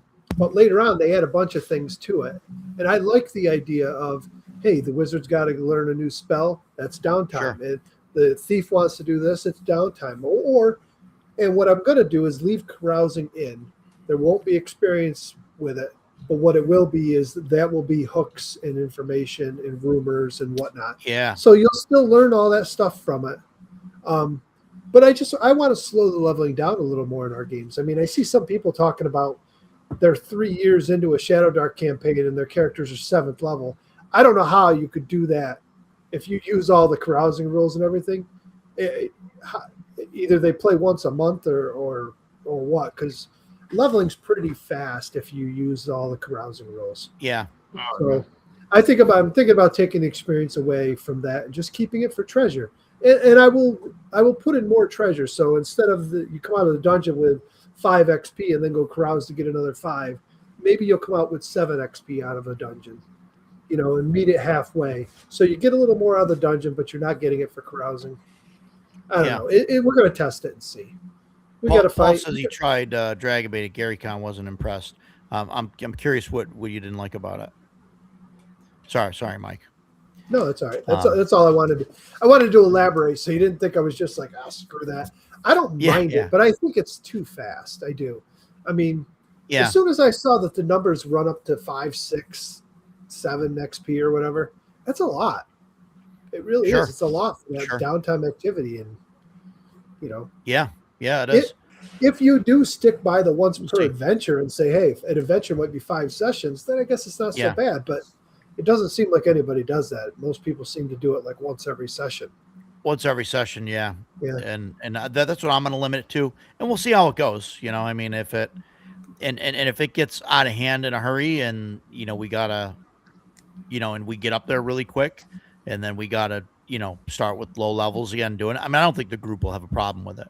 If we Yeah. get to like, 8th, 9th level or whatever, and I say, listen, guys, we're going through this, really quick. When these guys get to 10th level, let's put these guys to the side and start level ones and figure out something different with the XP progression. I mean, I don't think that'll be a problem. We're going to see how it goes though, because I never would have said this in the past because I was always that hard ass. It's got to be slow and whatever else. But if we play every week for a year and my characters reach level 10 after a year, I'm okay with that. Sure. A year is a long time to be sticking with one campaign in a story. I mean, some people play for years and years and years, but it's not. They call it a campaign, but man, it's like a lot of campaigns stretched together if they're going that long. Yeah. I'm okay with you. They get to level 10, and we play for a year. You get to level 10. Okay, let's start new, and we'll maybe play somewhere else, a different area of the world, or we'll do something different. Maybe we're gonna go seafaring, or we're gonna play all dwarves or something. Yeah, right.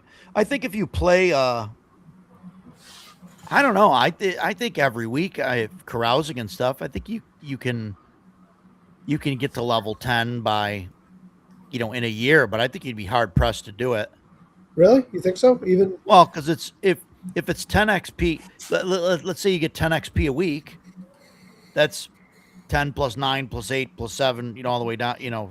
Weeks, right? So that's 19 and 8 is 27, 34, 40, 45,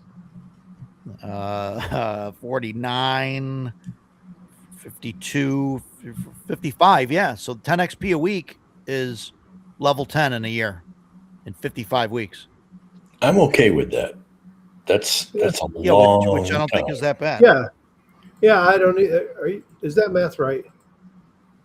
I'm gonna look here. Yeah, because it's 10 times your level, right? So you need 10 XP to get from level 1 to 2 is 10. Yeah. And then from 2 to 3, you need 20, and then 30, and then 40, and then 50, and then 60, 70, 80, 90. And that's 180, 200, That's 300, 450. 450.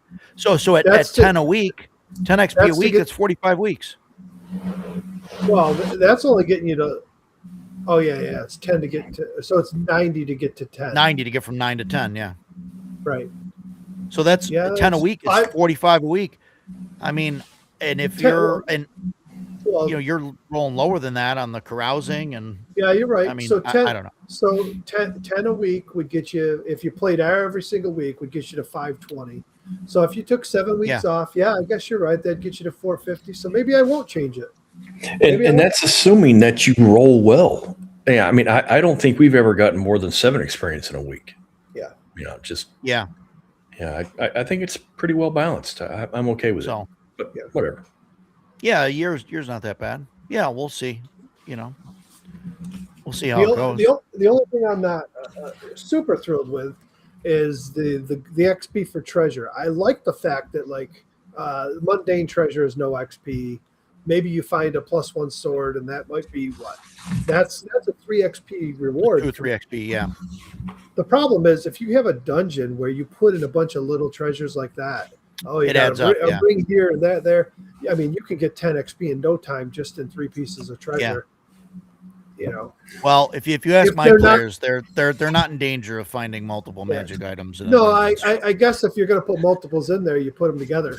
Put it together so it's one haul. Yeah. It's true that we will probably never find that many magic items, but I will say this. Sunday, when I got the ornate longsword with the fiery pearl and the pommel, I was thrilled. It's worth 50 gold, and so I paid the rest of the group so that I could keep the sword. Man, that's cool. That's What flashy. was the That's sword? something.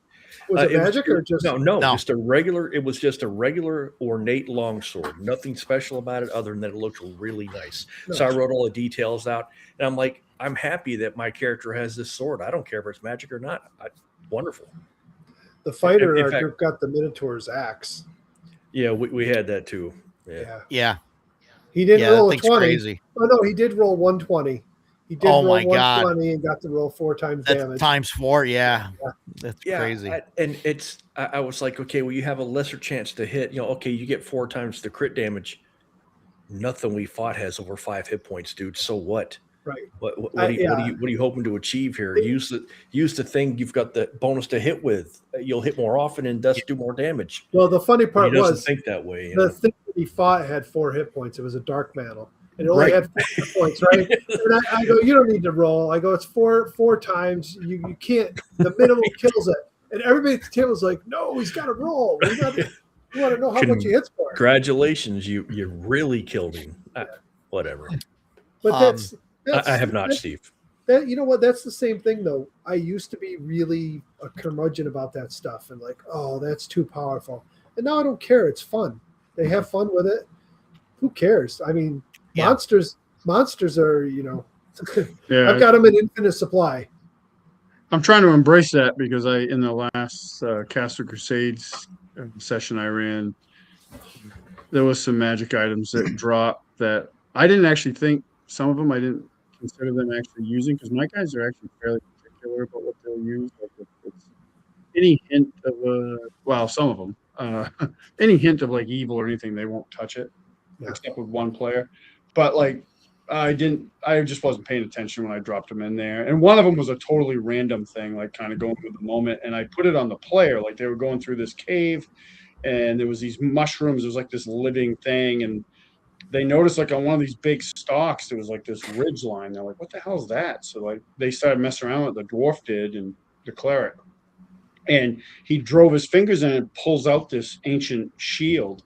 So I was like, oh, okay. I'm like, and it's kind of like on the fly, and I was like, all right, roll a percentile dice, because I was looking at the chart that they have in CNC to determine the magic rating for it. And that motherfucker rolled like a 96. And I was like, bastard. So I was like, well, I gave it to him. So I'm like, I'm not going to take it away. And then he got some armor later on that I didn't really think they were going to, I didn't even dawn on me that they might take it for whatever reason. And now that guy is going to be nigh untouchable, like with a melee attack. So I'm going to have to just kill him with area effect spells. The funny thing with Shadow Dark, when you make your characters and you roll that first talent, I don't know if every class has it, but some of the classes have a talent on there to create a magic item. That's the They wizard. get to Yeah, start the with wizard. one. Yeah. Is it just the wizard? Yeah. I think so. Okay, so I don't know if any of Chubby's stuff has it in the player's companion, but in the base game, it's only the wizard that does that. yeah, I know it. I know because Pete played the wizard and he rolled that as his talent. We rolled it and it came out to be a potion, but it doesn't have any restrictions on what it could be. Right. So you could roll a sword, and then you roll the effects on the sword, and you could have a Vorpal sword at first level because that's Yeah. one of the options on there. And I'm like, okay, whatever. It is what it is. I mean, I don't really care Yeah. anymore. It's fun stuff. I mean, certain magic items, if the players are wielding them, they're a target.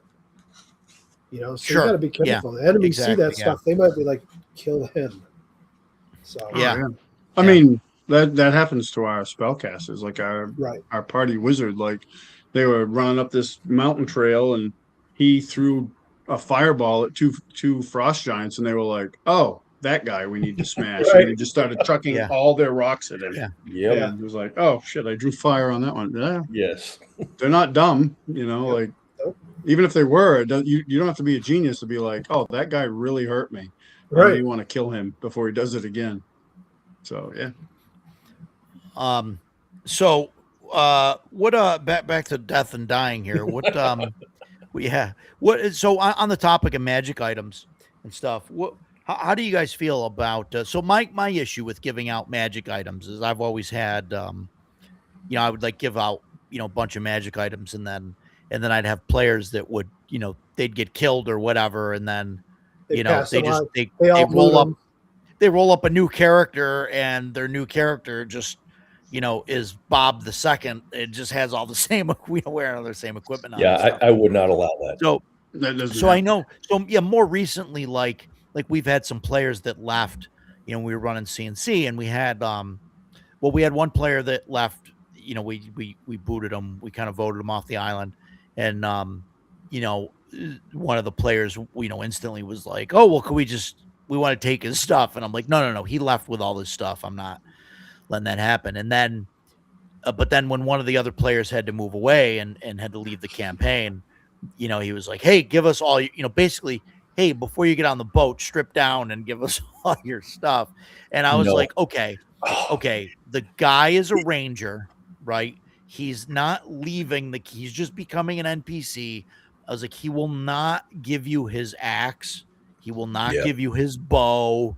He will not give you his mithril chainmail or whatever. You know what I mean? Like, when I retired, like he had a helm of comprehension or whatever. I'm like, okay, maybe he can give that up, you know, but. You know, and when I retired Yohai, that player, because he always said the same thing. He said it to me. "Oh, you know, Yohai should give up his +5 spear." Yeah, go F yourself. Yeah. I'm retiring good. this character. I'm not giving out all the shit that I worked so hard for. Don't ever ask me that again. And then Yohai leaves. That spear is hanging above the mantle where it will stay until the day Yohai dies. I've always struggled with that when a player dies, and it's like I've had this discussion with my group. I'm like, listen, these are supposed to be your friends. You know, you guys had this whole backstory. You all grew up together, whatever, or you've been dungeon delving with them for you're 6th level now. You've been with them quite some time now. And this guy dies, and the first thing you can think of is stripping everything off of him and like dividing it up amongst you. And I was like, I don't even, you know, some might not agree with me, but I don't even have a problem with a house rule that just says, listen, when a player like that dies, his stuff gets buried with him. You know, he's got family, whatever else. You take that stuff, somebody's going to know, and they're going to come after you. I don't know if it was a house rule or something, but I saw something somewhere that said, I don't know if it was I think it was an older edition of D&D that said that you could basically will like one magic item to like someone else. So like if your character died, the next character that you make, like you could take the guy's armor, you could take the guy's sword, but you only get one thing and that's it. You know, I don't know if that's something that you guys would be interested in. I don't really have a problem with looting the dead character. You know, your adventurers and this +2 chainmail can be used by the cleric or whoever. So it doesn't make any sense to just toss it in a hole to me. What I don't like though is we're going to take all this guy's gear, and now Bob II walks up, who we do not know. We don't know anything about this guy. Here, have this +2 chainmail. You would never do that. You know, that's just absurd. Like the only exception I had is like when we were playing CNC, and we kept finding like +1 junk. You know, the +1 maul or +1 short sword that we were like, we don't need this crap, and we had no place to sell it. So we had a warehouse that we were storing all our crap in.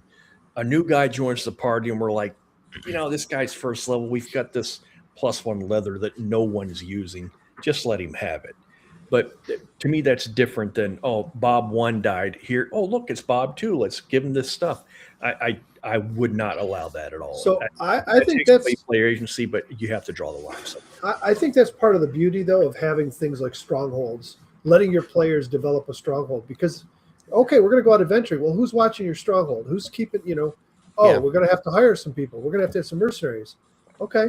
Well, that's exactly what I did. All that extra stuff you got, you know, the better you equip them, the better they can protect your stuff. Yep. You know, we've had it where they brought in torchbearers and they found, you know, they found some better armor and they upgraded the +1 leather they had, and they were like, well, give it to the torchbearer. I mean, he's down here with us. The guy wouldn't fight, but he's carrying a torch for you. You know, you don't want him dead. Mm-hmm. You know, and I've had to stress this stuff with my players too. Like, oh, you bring henchmen in, you know, you hire some guy in town, you put out a notice to hire guys, you hire this kid to be a torchbearer, he dies and you leave him in the dungeon. What do you think's going to happen when you get back home and his family's like, oh, what happened to little Jimmy? Yeah. You know? So I think you said something cool there. I don't know if you guys played Shadow of War or Shadow of Mordor. Remember those games for Lord of the Rings? They had that Nemesis system. So like Yes. I think it's a cool idea. Like if you take, so like one of the PCs dies and you take all their stuff, then have the family send like a recurring round of like Nemesis enemies to retrieve their loved one's stuff back. Like Yeah. you could do some cool stuff with that. I like that idea. Yeah, that's actually awesome. Yeah. Yeah, or like the haunted soul of the guy. Yeah, exactly. Yeah. Listen, Yeah. if they rob him of all his stuff, if they actually leave him in the dungeon, and I've never had my players do that. They usually take them out and we're going to pay to bury them. But man, if they rob them all their stuff and leave them there, have them come back as a revenant, pissed off, wanting to get Yeah. You left me here you left me here on the dungeon floor. You stripped me of all my stuff. Have him raise up as an undead revenant, ready to get I am revenge. happy to say that the few times that we had players die in CNC, Yohai was adamant. We bring the body back. We bury him in the cemetery that I consecrated. that is where all the PCs are buried. There's a huge oak, and all the PCs that have died are buried in the cemetery. Yeah, because of that, I don't want undead coming back to haunt us or whatever. If we have a player that would absolutely, hey Roger, what do you think about if I did this? No, and Roger knows exactly what I'm talking about. I don't want to deal with that nonsense. Yeah, sorry, you were buried in holy ground. You're resting in peace. Yeah. It's interesting. What so I just keep talking about this death stuff and kind of jumping around here, but what do you how do you guys feel about TPKs? I mean, I know TPKs happen, right?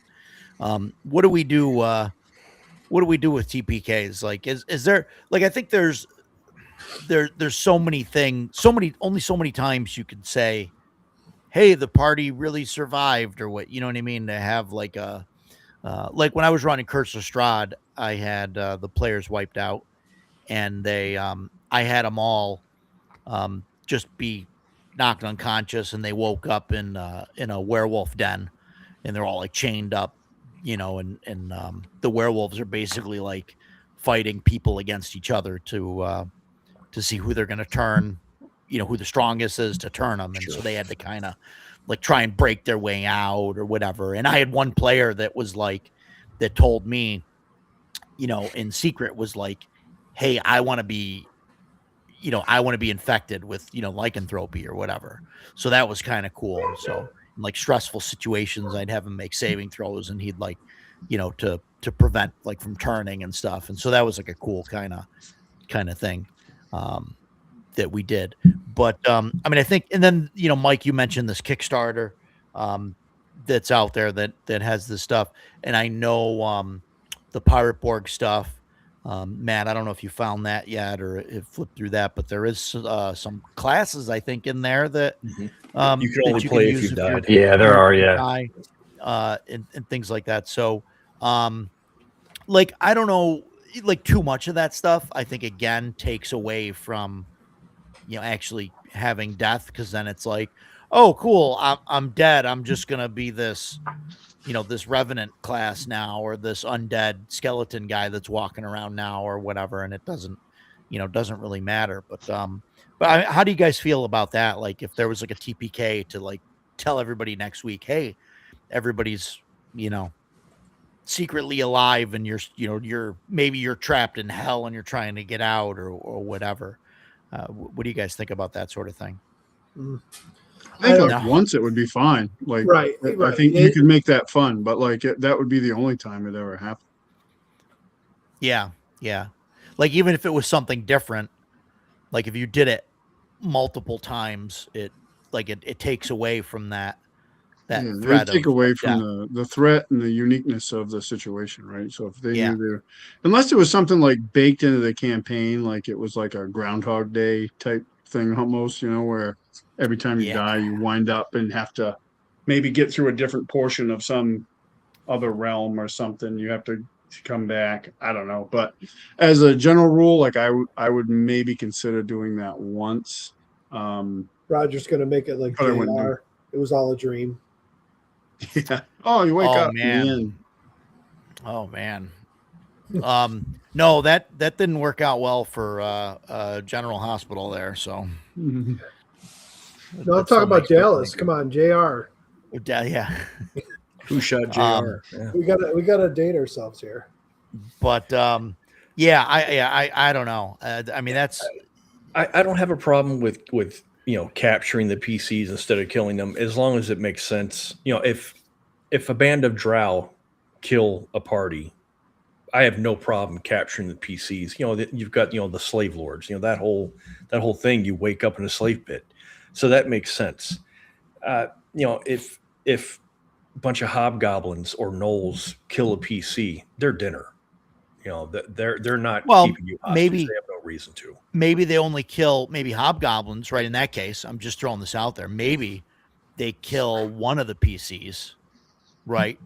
And then they capture the rest of them because they don't want to kill all of them because Right. then they're going to put them in the food storage. Sure. Yeah. Although I don't think gnolls are really that picky, but I get your point, and that's fine too. But again, it just has to make sense. Yeah. When we wiped to the spiders several months ago, sorry, you're the party's dead. The only exception that would be if there were a reason that there was, like some of those villagers that we had just interacted with, if they saw the fight happen and they managed to beat the spiders off in time to rescue us. We're all wrapped up in cocoons, we're all paralyzed and poisoned, but they rescue us. I would be okay with that. But everybody knows I get really salty when my characters die, unless it's heroically.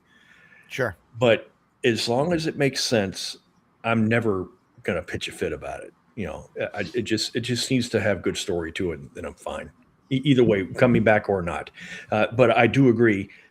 There's definitely a point where it's like, you've brought us back. You've saved us too many times. Yeah. So now, just like we were talking about at the beginning of the discussion, now right. I don't fear death anymore. So I'm just going to be stupid in my play style. So you just got to be really careful of the balance. For me, the whole capture thing, I treat it as more, it's how the players react to the situation. If they're getting their ass kicked and they want to, hey, say they're fighting those drow, and the drow are like, basically order them to surrender. If they drop their weapons and surrender, maybe they'll take them captive and bring them in as slaves, and then the adventure can go on because maybe they get a chance to escape and move on. If the players say, screw that, we're going to the death and fight, they're going to TPK. I'm not going to have any mercy on them at that point. They had the opportunity to save themselves. And I have stressed this with them. Combat might not always be the option. If you're over your head, turn and run, or surrender. Or when we played the Lost Citadel, they ran into those Ettercaps right away, and they almost died. 2 of them, and they got their ass kicked.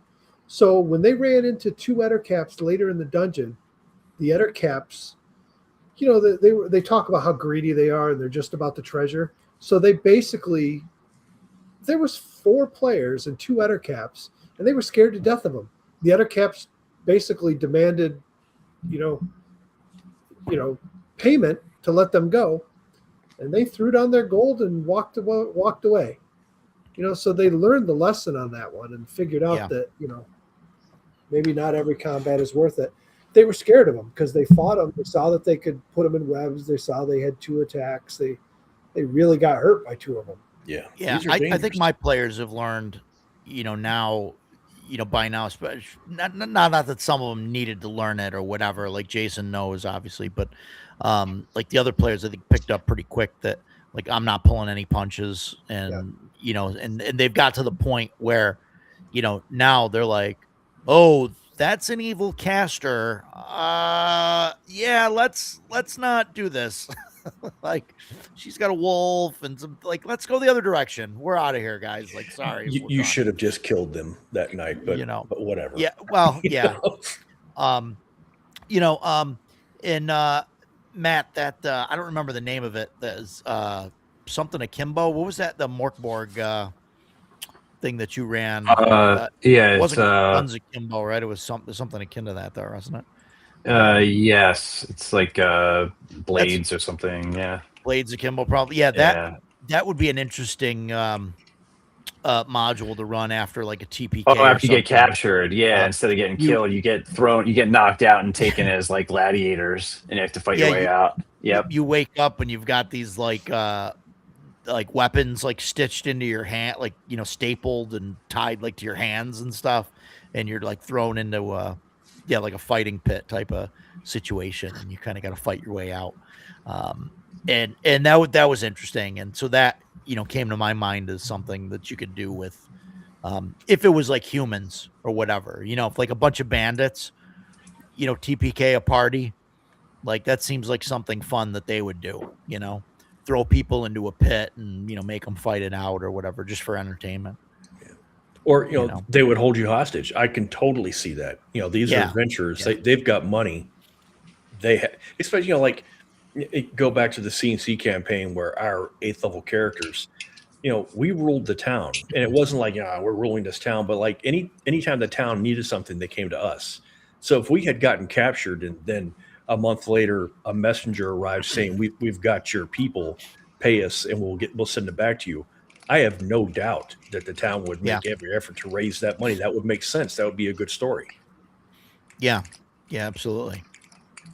Yeah, it's interesting. Some of that stuff, and we had the one with the one character get captured, and then that kind of he ended up leaving anyway, but because he's got some other things going on Sundays now. But so yeah, I don't know. Like that's something where I feel like maybe I should have just killed him when but I was trying to like I pulled the captured thing, and I figured things would have gone different, but then we switched. Yeah. But also, but he was alone, and he had such a habit. This particular player that we're talking about, he had a constant habit of, I'm going to go off by myself and I'm going to go do this. So, he leaves, doesn't tell anybody where he's going. He just left. And so, we all meet up next Sunday. And we're like, oh, where's so-and-so? I don't know. In fact, we even did that. We asked around town, hey, have you seen so-and-so? And they're like, no, we haven't seen him. All right, well, he's out doing his solo gig again. It never would have occurred to me that, oh, wow, he's been captured by the drow that dumbass was trying to get his freaking Matic back. He was trying to get his magic pickaxe. So, we ran away from those guys for a reason. You make it sound terrible. They had 16 fire giants and a drow sorceress. Yeah, I have no desire to go back there because you wanted a magic pickaxe. It's not happening. So, yeah. Well, yes, that's what it was. It's a magic pickaxe. Yeah, I know. A mannequin of the Titan said he couldn't use because he wasn't big enough, but he insisted on using anyway, so he never hit anything. Oh, God. Just... It's the same guy with the Minotaur axe from Shadow Dark. Yeah. Anyhow. Yeah. Awesome. No, good time. Also, Mike, because you've ran the dungeon and they're done with it now. The only thing that they haven't finished is the pillar room, and that's like on the to-do list that I don't think they're ever going to go back to, but it's there. But it is not on Dipshit's to-do list. He's forgotten about that room. He realized the same guy that's fired. He realized that if he put a head on the Minotaur's horns, the statue, that he got a strength bonus. Yeah. So he kept going in there, and beheading everything they'd find. He'd behead it and go, we got to stop in the main room, and he'd like put the thing on there. And I'm rolling D4, and I think he did it like 3 times, and I'm rolling a D4, and it never happened. My guys destroyed it. Really? Yeah. Yeah, they destroyed it because I forgot what it was made out of, but we had this debate about whether they could destroy it or not. No, bronze, I think. No, the main room one bronze? was. No, hang on, I got it right here. So, is that it's like it was stone? It was like alabaster or something. So what would happen if you rolled poorly? I kept waiting for something bad. Spoiler to happen alert! Because why wouldn't it? Spoilers. If anybody doesn't want to know, please to cover your ears.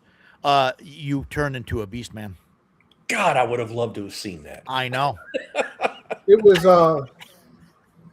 was black onyx. Oh, okay. Yeah. Yeah, well, it's a 25% chance, right? Each plus 1 point of strength. Each additional time cumulative 1 in 4 chance of transforming into a beastman.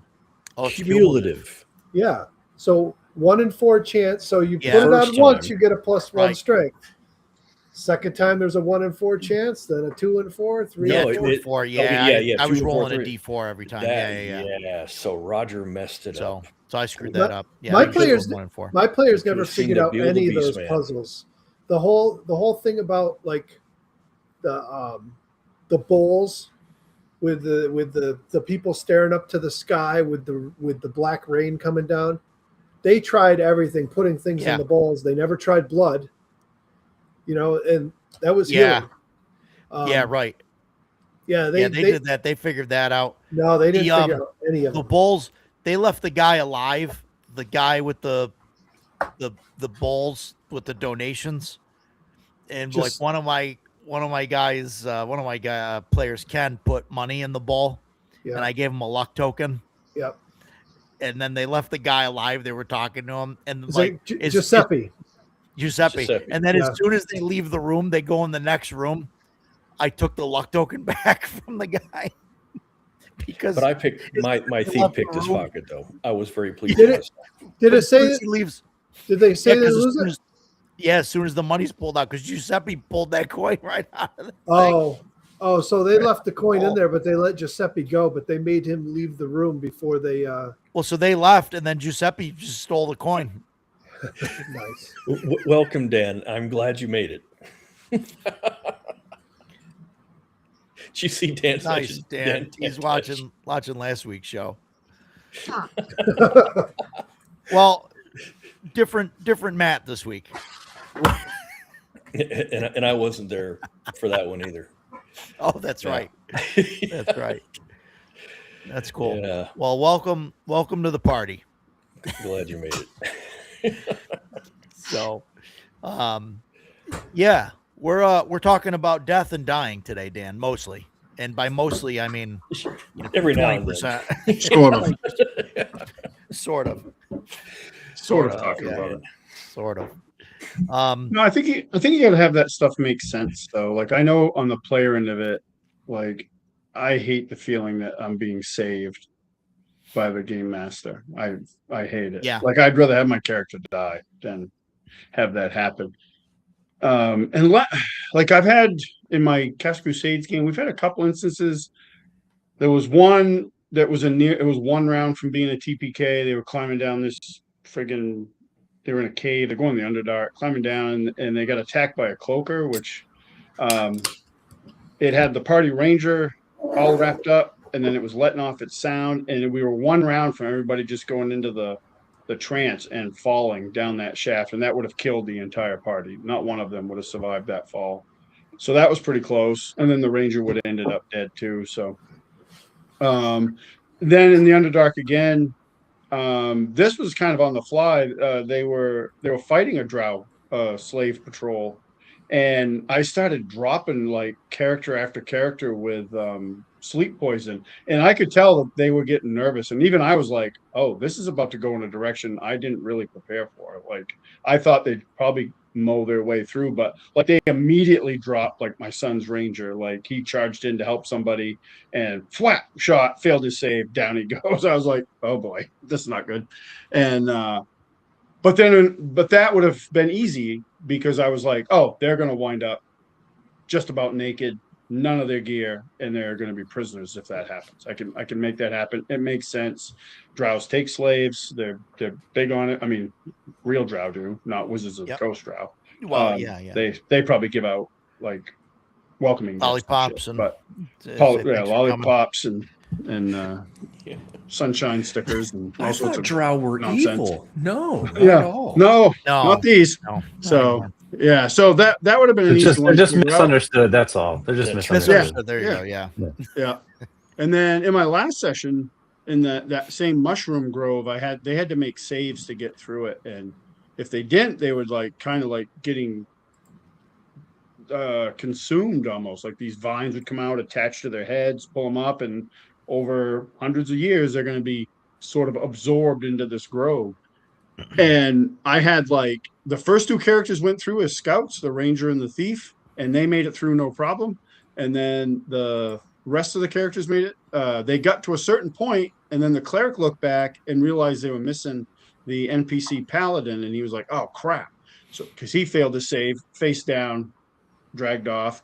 So that group turned around to help, and then every one of them failed their save, and they all went down. So it was Wow. left of the rogue and the thief, and thankfully they were smart because they had items that I didn't even remember that they had from when they were in the Underdark that they could. I don't remember what the spell is, but it was this thing. Basically, it created this bubble around their head, and they were able to get through and rescue everybody. But like that would have been a TPK for sure. Like they would have all wound up as part of that grove, getting digested or absorbed.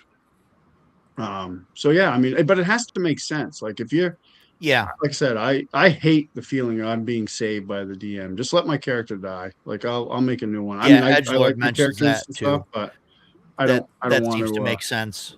Yep. But yeah, you're right. If you do it more than once, or it really gets old. Yeah. Yeah. That's No, a great I hear you. adventure You don't want to for be sure. saved by the GM every time. Yeah. Mm-mm. And I'm sometimes I'm bad at that. So I admit that. Sometimes. I get just as invested in the characters as my players do, right? So like I kill characters, but it's not something like you'll see some guys comment and it's almost like they relish it. Like and I don't it happens because the dice Yeah. fall where they fall. But I'm invested in their, like I always tell my guys, I'm like secretly I'm rooting for you guys. I want you to succeed. I'm just doing everything Sure. I can to keep that from happening. Well, I think you And- have to. You have to as a Yeah. GM because otherwise Yeah. your story ends. Well, whatever Right, it's story or over. adventure or thing that you're trying Yeah. to run through, like if everybody dies, like that story stops. Like so. Right. So I got to throw all this stuff, and then you guys overcome it, and I'm just as thrilled when they're victorious. I'm like, that's awesome. You guys did this. Oh, that's great. But yeah, it has to make sense. I've done some things in the past where no, those two characters were still alive. They were just down, and then there were two dead characters. So yeah, it has to make sense, and if it doesn't, they need to die. Like I think it cheapens the game and the experience. Honestly, Do you guys? It's a question for everybody, I guess. So, do you guys fudge rolls? I roll everything right in the open. I don't use me the too. screen. I roll it right in front of them. So, Yeah, me like, too. to get on what Stevens just said, I don't enjoy killing players either, but I don't kill players. Players they kill players. They have a scenario. They could decide if it's too tough. Because one of the guys made a comment about that. He goes, I don't know why the rest of these guys don't run. He goes, because the few times that we have run, he goes, you generally don't have the monsters chase us forever. I'm like, if you make the choice to run, I'm usually going to let you get away. You're making the choice for self-preservation. You've realized you're over your head and you run. Yeah. So if you choose not to run and you stay and fight, and I roll that die and I Yeah. roll there a you go. natural 20 and just crit you and killed you, that's on you. Yeah. You know? Player decision kills character. A lot of that is system dependent, though. And I've complained about this before. Basic fantasy was miserable. If you're wearing any armor that is heavier than leather, your speed is automatically cut down to 20. There's not a monster in the game that can't go faster You're than not 20, gonna- which means you Right. can never get away. That's one of the things I really do like about Castles of Crusades. Before any action in the round is determined, if you say I am disengaged, Oh yeah, you withdraw. Yeah. Or I am disengage, yeah, I am running away. Cool. Nobody, you don't even roll initiative. You run, and then Yeah. the DM. It's up to the DM whether or not they want to pursue. In fact, we did that with Shadow Dark 2 weeks ago. We got 0 experience the whole night, and it was frustrating. But we didn't get any experience because we kept having to run away from the monsters. We were checking out a ruined castle, or a keep, really is what it was. We went to go explore this keep. Turns out it was occupied. We kept getting spanked. So we were like, run away. And I was laughing because I'm seeing Monty Python on my head. Run away. And that's what we were doing. And, it's like we were kiting these orcs because I'm playing an archer. So like we run away and I take a couple of shots and we run away some more. But it got to a point where Rodder's like, the orcs they're not chasing anymore. They've given up. And I was like, man, thank God. Because we were all like 5 first level characters and there was like 15 orcs and a drow priestess. And I was like, oh, we were way outclassed. And a wolf that was going to tear us apart. So yeah, running should always be an option. And I've never understood why, if you're playing a system that will allow you to run, why you won't run. Don't let your pride as a player overrule your character's common sense. Right. And Well, a lot of that, I some of think, that- is like the newer mentality. You know what I mean? Like 5e, and it started with third edition, I think. You know, where they start talking about CRs and, you know, Yes. here's how to make a character level, or here's how to make a encounter Yes. level, and you do all this math and figure this out, and then this is Because there's a the generation the of party that the group could handle. yeah. And then Okay. and then you generate all your encounters that way, and then the players know, oh, hey, he's using the generation in the book, everything is doable for us. right. Yep. Exactly. Stan, wasn't it you that said you completely ignore the challenge ratings or the challenge levels of monsters? Like your In fifth character, you're like, edition. oh, it's an orc, but that doesn't mean he's just a first level. Oh, orc. yeah. I could be Oh hell no! Thorog, the Like, 9th level fighter. Yeah, my games are like that. Like I'll take like I had one of the early big bads in my Castle Crusades game was a Bugbear, and he was he was in charge of this war band. He was also like a 10th level fighter. Like he had 10 fighter levels, and he was a badass. So like my guys have no idea most of the time. Like if I drop something on the table, or they have no idea what I've always wanted to. I had this character years ago, a guy that played my game. He played this fighter in a 3rd edition game, and he was a badass. Like we used to call him, his name was Vengarm, and we used to call him Vengarm the Vegematic because he had 1 billion attacks and he critted on like a natural 15 or better. And he would just, and I always wanted to build like his nemesis from a goblin and make like this super badass goblin and have him roll out, like Yoda and Attack of the Clones come creeping in and like, oh, what's this guy going to do? And then just mess him up. I never got a chance to do it, but yeah, I do that all the time because one, it keeps veteran players still on their toes. So they don't see something and be like, oh, I know how to fight that. That's a troll, or that can do this. I'm like, yeah, that's a troll with like Berserker Rage from Hyperborea in it or whatever. I do that all the time. That's something I liked about the 2nd edition Monster Manual, is that when you get reading about the ecology of it, so you'll get an orc and it might say it's 1 hit dice. But then you read down below and they're like, oh, well, if you have a group of orcs here, you'll have a 3rd this level. This Yeah, captain, sure. there might be a 3rd level, Yep. and you might have a 4th level shaman with them, and then you might have a Yeah. chieftain with them. That, and you can. There's nothing saying you can't do it. I've always done that with my characters too. You never know what you're going to get. That's what I liked about. I started doing that because of 3rd edition, because I played a lot of 3rd edition, and I loved the basically either the templates that they had for different things, or that you could give pretty much every monster class levels, and that was the way you made them tougher. And Yeah. I just with CNC, I did that, I'm sure, with 5th edition, but with Castle Crusades, because it's built out of 3rd edition, it's super easy to do. I do that all the time. Yeah, no, I do that with like bosses or things like especially that. bosses. And I'll take stuff though, because the campaign we're almost 4 years in. They're between 7th and 9th level, but sometimes like they're going to fight. There's going to be there's a war coming, and they're going after this hobgoblin chieftain. They know like they're not. I'm not going to roll out 2 hit dice hobgoblins. Like that guy's going to be a problem, right? So I don't think it's a spoiler if the guys are watching that. It's not going to be a hobgoblin straight out of the Monsters and Treasures book. Yeah. It just makes the game. I can still use those core monsters and stuff, orcs, goblins, all that stuff. I can still use those things even into the higher levels of the game. That was something I liked about these books I bought for OSC. the BX Advanced Bestiary. It's all the same stuff from the regular Bestiary, but what they did was they go and like you go to like troll, and they might have like 5 different types of trolls and different variations of them. You know, this I one's like a books like caster. that. This, you know, and it just gives you options, different Yeah. things that you can Yep. add to it that fall in line with the standard, because it literally takes the original Bestiary from OSE and then just advances every single one. And there's, I think, 4 volumes.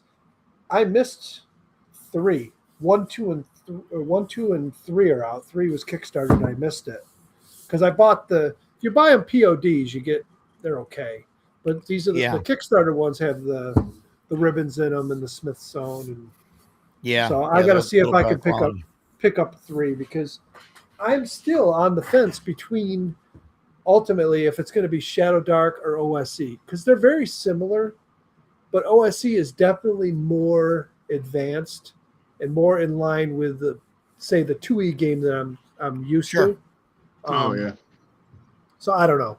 You know, I'm not sure which ones I want to go with, but I wish more books like this would come out for OSE or for Shadow Dark. With Have you with seen, like for Shadow Dark, if you look at Drive-Thru, there's a book on there where somebody took all 6 Pathfinder 1 bestiaries and converted it into one book to Shadow Dark. Yeah, that's true. That is there. That is there. Wait, I'm sorry, say that again, because Leo was messaging me asking me if I can print him stuff. I'm like, I'm on stream right now, buddy. What the Pathfinder oh yeah, beast, all the tomes of right, I saw that. somebody made all that for they went through and they redid them all for Is it any good? Shadow Dark.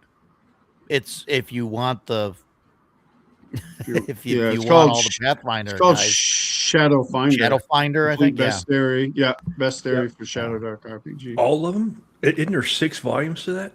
Yeah, something the like thing, that.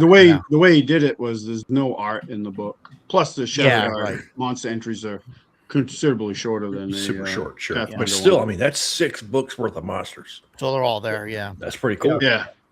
It's a 520-page book, if that gives you I don't think it's that hard for Shadow Dark to take like the Pathfinder bestiary and just use it. I mean, you don't use all the extra hit points and stuff. I mean, all the, you know what I mean? You just some of the hit die things though are pretty high. Like I have all those bestiaries. I use them and I convert stuff to castles and crusades from it, which is easier to do. Obviously, but I mean, you take like 75% of the hit dice or whatever. Yeah, for sure. But I think you could do it, on the fly for. But my thing is, if somebody else has already done it, that's awesome. Well, yeah, sure. Saves me the legwork. What do you guys think about replacement characters? So when a character dies, now normally, like we had a wizard last week. A guy rolled up a wizard. He had 1 hit point. So I gave him a second. I gave him a second character sheet before the session started and said, "Here you go. You're gonna need this, right, or whatever." Or then, or like, and in the session we had there was a prisoner that was there, that they kind of liberated. That was just just like a soldier or whatever, like a mercenary or whatever. But basically, what I did is one of the characters, he got knocked out, or he went to 0 and he got revived, but the cleric was out of healing spells. So, I just basically said, okay, here's this character, and then this other character that he just rolled that up as a soldier and was like, okay, this is your character for the remainder of the session, so he doesn't have to sit out, right, and do anything. And then that's his character now, right, if he wants to use it, or whatever. I've had guys do that. I've had them play henchmen, which then they took on as players, or when I actually you just maybe reminded me, like the Drow Patrol I talked about earlier that the party fought. Part of the reason that was in there is because I was trying to in the previous session one of the characters died and they're in the Underdark, so I was like, well, kind of limited here. the new character was actually a prisoner of that patrol, and Yeah. they ended up Yeah. rescuing him. He stayed with the party, obviously, but yeah, I've had him do that. Like we playing my son's Dragon Slayer game. We had one of the PCs died, and they started playing like an NPC that we had rescued from one of the towers in Highfell that we were exploring, and then he kept that character. Like that's his character now. He just Yeah. plays her. So Yeah, I try and insert, things like that where it's possible. Sometimes it's harder. For sure, one yeah. shots. For one shots, it's easier to just say, "Hey, there's a barrel in the cave and a guy pops out of it." And like with one shots too, I think it's like obvious. Again, I like to have things make sense, but in a one shot, you also have to, suspend disbelief a little bit and be like, okay, Sure. I don't want you to sit there for the Yeah. next 3.5 hours because you Right. got murked in the first 30 minutes. So like, hey, this dude's rolling up the street. He's here to help you out or Yeah. whatever. As long Yeah. as you can Yeah. make it make sense, like the wizard. I talked about how he had a dumbass moment and he almost got killed. We were fighting goblins or whatever it was, and there were 4 rooms. Easy. That wizard's dead. We kick open a door and there's another guy tied up there in the corner. He's Yeah. all beat to crap. They've been smacking him around. But okay, cool. That for me that makes sense. If it's a dungeon where, like in the in the Citadel one, it was ettercaps, and okay, you find somebody wrapped up in a spider web, that can make sense. As long as I don't feel like, oh God, this again, then I have no Yeah. problem with it. Because just like Ducato said, especially in Shadow Dark, your guy could very easily get killed in the first half hour of the game. I don't want you. I live an hour away from Roger. I drive an hour every Sunday to go play, then I have to drive an hour home. I drive an hour. I play for half an hour. My character dies, and there's no way for me to continue. I am Yeah. not going to sit there and watch you guys play for 3.5 hours. I'm going to drive home, and I'm going to be highly frustrated the entire way home. So, as long as there's, as long as it makes sense, cool. There's only harm one time. There's only one time I've ever made a player wait, and this guy literally waited 3 hours to get in the game. He went over and sat on the couch and like literally took a nap and waited for us to bring him Wow. in. And the only reason I did it was because he didn't like his character stats and flat out told us he was going to purposely get him killed, and he did it. So I was like, okay, I'm not going to bend over backwards to bring you in the game. Yeah. And he went Good over call. and he sat on the couch and watched TV. Next thing you know, we look over and he's laying down asleep. And we're like, I'm like, you're not. And he does it constantly. He really does. He's the same guy. He only plays fighters. And if he doesn't like his stats, he's always like ready to get him killed. And I'm like, okay, man, if you do that, Yeah. just I can't tell you how I'm gonna react on it. I mean, I'm not going to get pissed and scream at him or anything, but if you do that, you might be sitting out waiting. That's the right call. Yeah. Yeah. Yes. So I got a question for you guys about replacement characters. So Yes, it's more about party comp, right? So like if you're playing a game where you have a priest or a cleric and they die, how do you handle the party comp if that player doesn't want to come back as a different, If- Father Bob the That's- second or whatever? That's up to Let them. me and just they're gonna answer have this to quick. figure out- My answer is an easy one. I don't give a shit about party composition. Right. Same. Yeah, well, you may not as the person running the game, but the other players might if they don't have a healer anymore, right? Sure. I'm the player that does that, and I'm the eternal player of this crew. When we were playing Shadow Dark not this past Sunday, but the Sunday before that, 3 rogue spellcasters and an archer and a merchant, some other support class. Oh no, Joe's playing a squire. No tank, no healer. And I was like, okay, this is gonna be a lot of fun. And that's one of the reasons that we had to keep running away. We had no one that could take a hit, no one that could toe the line, and no one that could heal. Man, it's called the Holy Trinity for a reason. You must have a tank, you must have a healer, and you must have DPS. Otherwise, all you're going to be doing is running away for 4 hours. So when we started playing this Sunday, I really was enjoying playing my scout. Everybody knows all I want to do is play a ranger. That's all I wanted to play this scout. But no one's playing a tank, and I'm not about to tell Ken, put your robe away and play a tank. No one should ever have that ability. You know, no one has that right. We've talked about rights before. You don't have that right.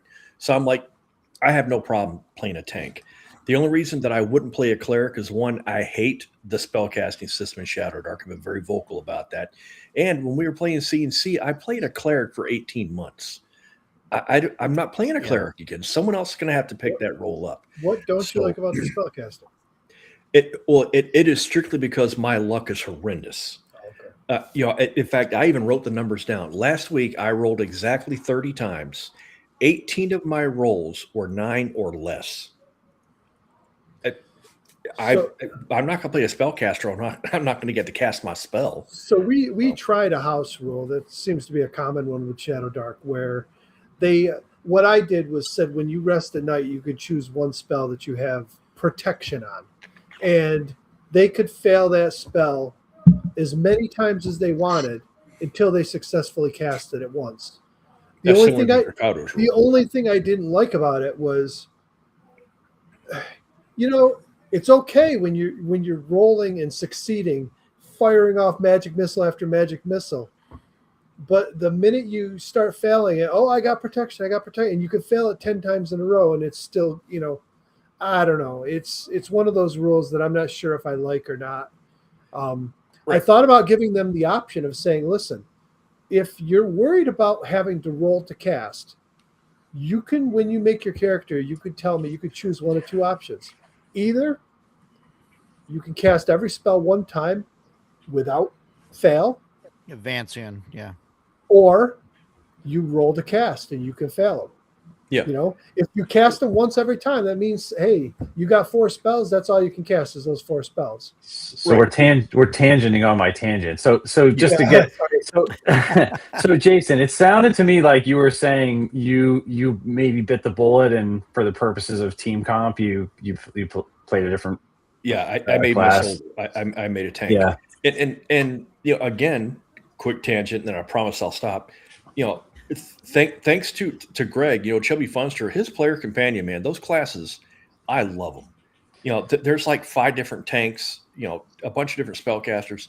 So I was like, you know, the soldiers got cool abilities. I'll play this. So I have no regrets. But yeah, if you know, Roger has said, you know, I don't care about player or, you know, party composition. He let us go in like a bunch of dumbasses with no hero no tank, and I'm like, well, this is pointless. That's kind of where I'm at, right? Is like you almost sort of just have to say, look, if you guys want to play on hard mode, like that's on you. You just have to understand it's going to change. Like I think most fantasy, because this is mostly a fantasy game issue, I think more so than most other genres. Sure. I think most fantasy modules assume the players are doing, to your point, Jason, they have those base classes covered, and you're sort of unbalancing yourself against the adventure as written if you don't do that. And that's a choice. I think it's fine if that's the choice you want to make. But yeah, I was just kind of curious how you handle that, because it definitely, with new players especially, I think sometimes they don't really understand. I think people that play video games probably understand this pretty well if you've played the right kind of video games, but man, it really will break. It will break how a module works if you don't have. I mean, even things like, we don't have any detect magic. We don't have any light spells. Like, to your point, we don't have anyone that can detect traps. We don't have anybody that can heal. I think sort of just this. Well, sorry, just real quick. So I was going to say, like, one of the things that I've sort of like now are games, and I like Shadow Dark a lot. But I think what's cool about when you start to get more and more of these classes, and I talked before about the standard classes in DCC, is these sort of not multi-classing, but the classes that sort of pull from 2 different places, so that it's not as rigid. Like you're stuck in just a support role, you're stuck in just a tank role. The characters that can sort of maybe flex a little bit. I think that over time, those games I think are more appealing to me, because it just gives the players more options when they do lose a character. They're not just stuck in that role. And I think a lot of tables do have people that are like, I don't care. This is what I like, and I don't give a crap what it does to the party comp or how hard it makes it. And there's usually one or two people that will flex because they know what that means if they don't have those roles filled. So when we played this game, we had 4 players, and they decided they were each going to play one core class. So we had a fighter, a wizard, a cleric, and a thief. The thief died, and he decided that he was going to make a cleric. So we now had 2 clerics, a fighter, and a wizard. it's arguably better, but continue. And it definitely made them way more survivable. Yeah. I don't necessarily agree with Jason's assessment. I think calling it the Holy Trinity is you're taking from video games where it's a requirement, and I don't think it's a requirement. Yes, you definitely want somebody that could take hits, but in our 2E game, we had a bard that had a higher armor class than. Yeah, than but our- 2E is the kind of game I'm talking about, though, where it has lots of different classes that can flex. Yeah. And you don't have to be a fighter to be a tank, like you just said. Or Castles and Crusades, the bard in CNC is a scald. Yeah. He can wear armor, and he's got I think a D10 or a D12 for hit points. He's D10, beefy. I think. So you don't have to be a fighter to be a tank. That's not what I mean. You have to have someone that can take a hit, someone that can hold the front Yeah, but line, I so don't that like your I don't- spellcasters aren't being whacked. I Yeah, don't like equipment and shoehorning playstyle come into that too, right? So, like certain classes, if you equip them a certain way, they're going to play differently. So, there's that too. Yeah, that's the thing, though. I don't like shoehorning that into like you're saying. Okay, well, there's a Skald. He can be a tank. Well, he could, but he could also be a lot of other things. He doesn't Sure. have to be a tank. So I'm not saying like- he has to be, but there's right. if But you you're going by the theory that you have to have that Trinity to survive, and you don't. No, I don't think he's saying that. I think, and I agree with this. I think what he's saying is there's an assumption in most modules as written that they are balanced to expect that you have Right. those abilities inside of your party. you can And so play if you 5 don't have wizards it, if you yeah. want. Yeah, you can. Yeah. But if you're going to do that, you need to adjust your play style, and you need to be prepared to. You can't go in with a bunch of soft skins and play it like you would a balanced party. They're not the same, and you can't play them the same. In fact, this Sunday, the 2 soft skins got whacked, and so now we've got a third soft skin. It's like, I'm going to cast Mage Armor and run up, and I was like, what do you do? Okay, you're going to cast Mage Armor, so now your armor class is 14 instead of 10. But you have 2 hit points. You are going to get hit. Don't He do that. failed his mage armor, and that was a short trip. Anyway, so- Thankfully, yes. Thankfully, Yeah. he failed his Mage Well, Armor. here's the thing, though. Every BX game, Backbeat game, or BX derivative, OSE, everything except for Shadow Dark, you don't even get clerics. Do not even get healing. Do not even get a spell at first level. You got to learn I how to am play well aware. without having that. Because I've got players at my table that are like, "Well, that's stupid. How do you play it?" I don't know. People have done it for freaking 50 years. You got to figure out how to play, and maybe that means don't stand toe to toe every time. You do some running, Yeah. but Right. the cleric is a Yeah. fighter. They can put on the same armor. They've got just below them in hit points. Oh yeah, Oh. no, for sure. In Shadow Mm-hmm. Dark, yeah, you could have. You don't need to have a fighter in theory. I mean, you can. So, but still, you're still talking about party comp, though, right? Like, it's still not having any magic users is definitely like a bold choice, and like modules are Absolutely. not going to expect that that's what you're doing. So, Yeah. I was just curious. We don't. This might be a whole show's topic here. I was just curious No, because yeah. because I've seen this come up a lot, right? It's like, hey, the wizard died. Like, well, is your replacement character gonna be a wizard, or what are we doing here? Like that. Yeah. I've seen that happen a lot. Right. So I well, actually that think depends on the it's stats. I think it's less of Right, an issue yeah. in my game because while I'm not running it, somebody's going to take over running it for a couple months. We're still running Shadow Dark, and it's still my group. And we've just added 2 more players. So I don't know how many guys you play with, but we just went from 4 to 6. well, that's the 6 other gives thing. you a Yeah, little more- if you have 5 or 6, you've got a lot more flexibility there. And certain games, like you were talking about having a stronghold, like you could have some games assume you have a rotating cast of. I mean, what Right. Dark Sun is written that expects you to have these other characters. So Right. And that's- there's certain and that's how my that's games certainly run. part of it. Yeah, yeah. That's definitely how my game is run. So I mean, I guess when I say I don't care about that, it's more of like, hey, I leave it to the players. Mhm. Like if Right. the Same. cleric dies, I'm not going to have a new cleric pop out of a barrel. It's Right. going to be whatever they get, right? But like but my players are all very well aware of, hey, I want everybody to have a stable of characters. And then it's kind of cool because in the beginning of the session, they say, okay, we're going to go into this place, right, where there's a bunch of undead. Okay, there's 5 of us. Maybe 2 of us should be clerics, or even 3 of us, whatever. Or, hey, we're going to storm this castle or this keep, right, and it's full of orcs. Like, let's all go with a fighter class, and you know what I mean? And maybe we don't need a wizard. Maybe we do need a wizard. Maybe you need 2 wizards. You know what I mean? But the players can kind of figure that out and say, hey, this is how we want to approach this. And this is how we want to, like, hey, if we're going to sneak into the castle, you need, 1 or 2 rogues. Well, Yeah. we got to restart, guys. Yep. Well, Shelby, Sorry, you this missed gotta me restart. praising your player companion multiple times. So we were plugging your product, man. Chubby's too busy on Twitter telling people to turn down the resolution of their monitors. Cleric in a barrel. That sums up what you missed, Chubby. I Cleric in a barrel. installed the second edition core rules on my computer the other day, and it's on Windows 11, and it had issues with 10. I got it installed just fine on 11, and somebody was asking me how to do it, so I helped him out. So he just posted, how do you make it bigger? Because it's a little window and it doesn't go up. And Chubby comes in and he goes, well, if you just lower the resolution, it'll be full screen. Aren't you glad you bought that 4K monitor? Yeah. Mhm. Yeah. Chubby, thanks for the support. We appreciate it. No, we praise some of your stuff. Been talking about death and dying, and maybe got off tangent, maybe once for a couple minutes. Maybe once. Chubby, if I go and buy your player's companion, am I going to have to buy another one in a couple months when you get an update? I think, like I said, no, I think the player's companion is fantastic. I can almost reach mine. I think it's good. I mean, despite we mentioned there were a couple typos in it. Jason sent those in, and but it's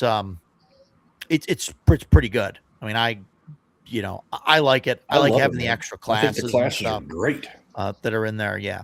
Yep. Yeah, I think they add a lot, and so what I decided was to add that into the campaign that I'm running instead of the other stuff. I forget what Kelsey calls them there, 1 through 6. Curse scrolls. The curse scrolls, yeah. Just because it's more stuff that I don't physically have, and then there's more physical books and stuff. I'd rather just have the core book and then one other book. That's just a personal thing. I was a little annoyed when Roger told us in Discord that we were going to be using the PC, the Player's Companion, and not the Curse Scrolls, because I was like, okay, we're not going to be using official publications.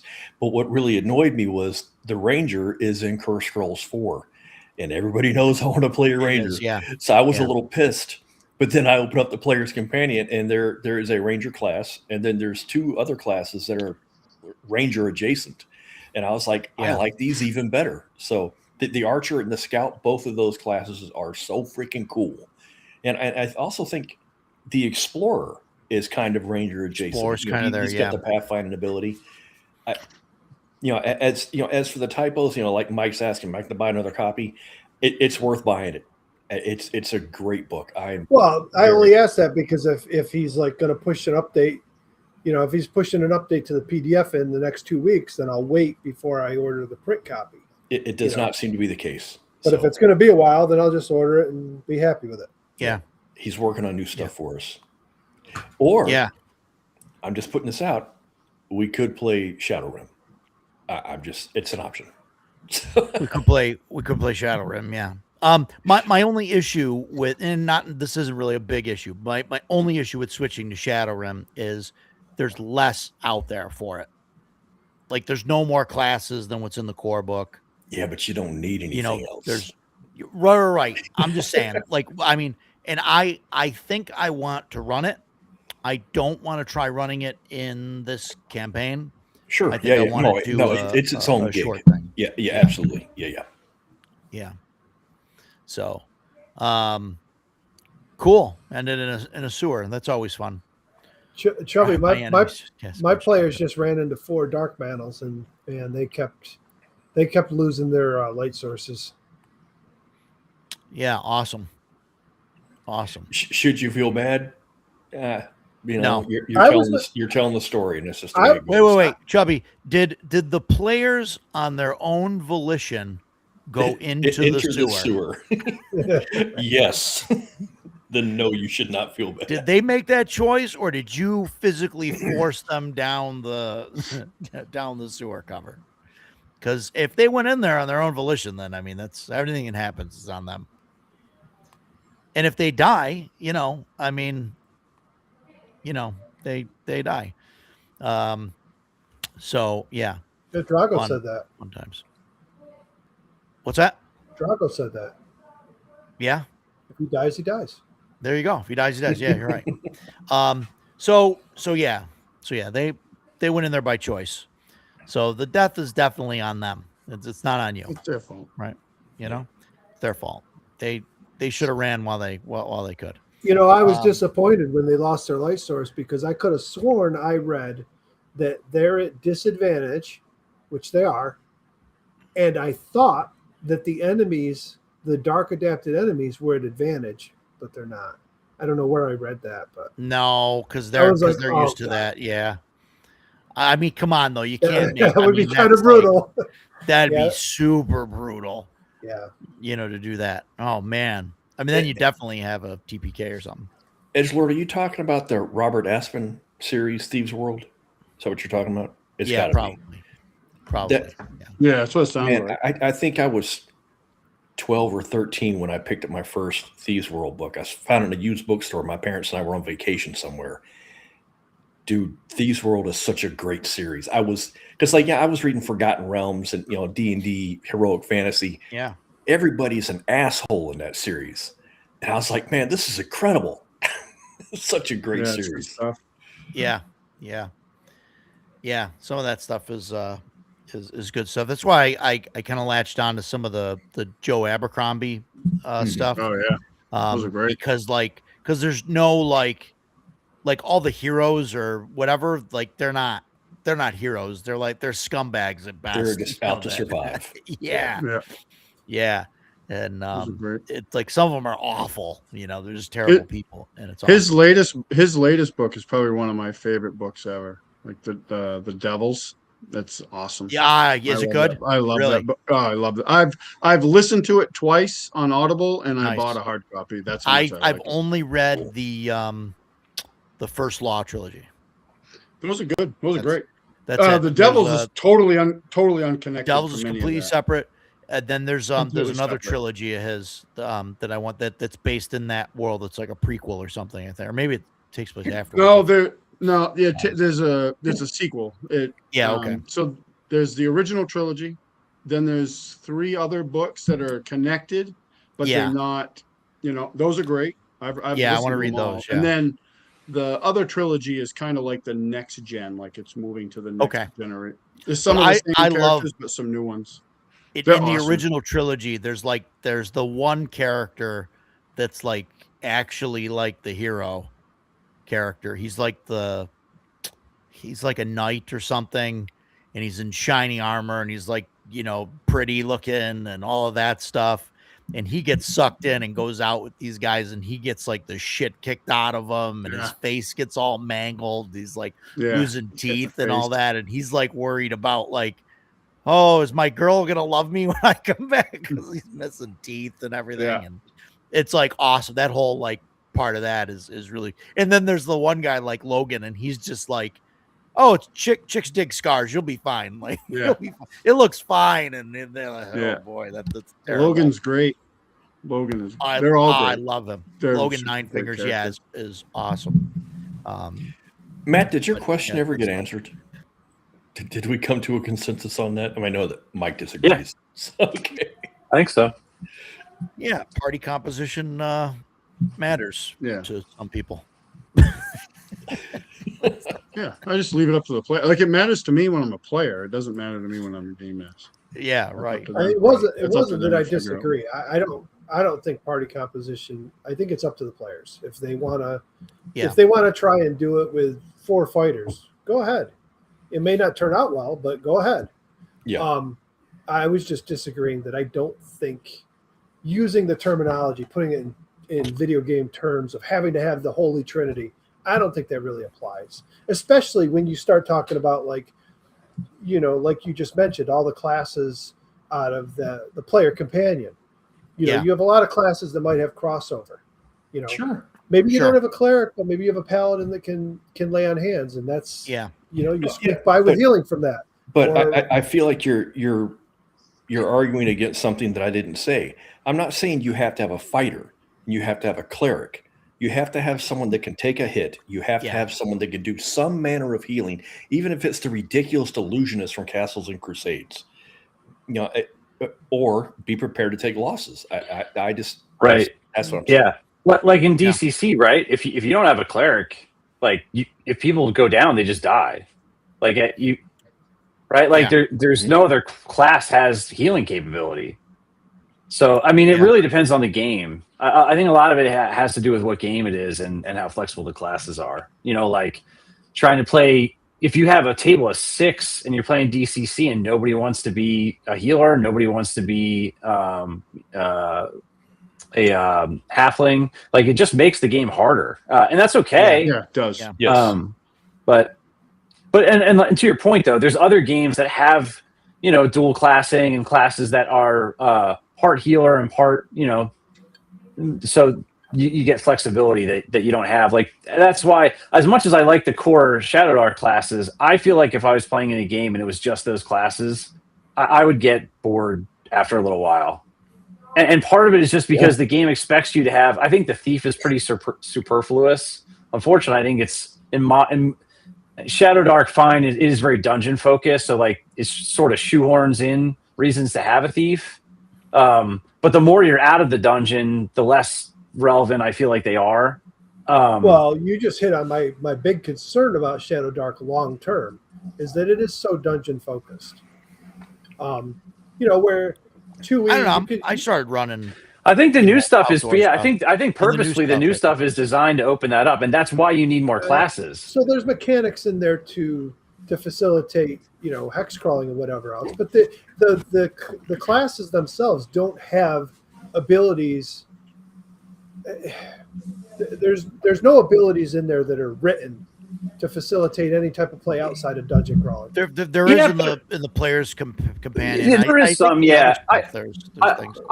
I would say for what it's worth, I don't necessarily have a problem with that. Like I think it's valuable sometimes to have a game that knows what it is and isn't trying to be everything. I think that's part of the problem with later editions of D&D is they're just trying to be everything to everybody, and so they just do nothing well anymore. So if I want to play a game where I'm not a superhero and I'm raiding tombs and going into dungeons and stuff like that, like that's a good game for that. It's designed for that purpose. Oh, I agree. Yeah. I agree, but it does very well at that purpose. But yeah, if you want to have a long drawn out campaign that's not just dungeon crawling, I mean, OSE's the same way. OSE's the same way. I mean, it's really built around dungeon delving. Well, and I think Shadowdark is trying to emulate some of that with the idea of instead of maybe teleporting from you get a quest to the dungeon, it's, well, what if I want to have an open hex map and play it like a Bethesda open world game? And what does that look like? So they can flesh that out.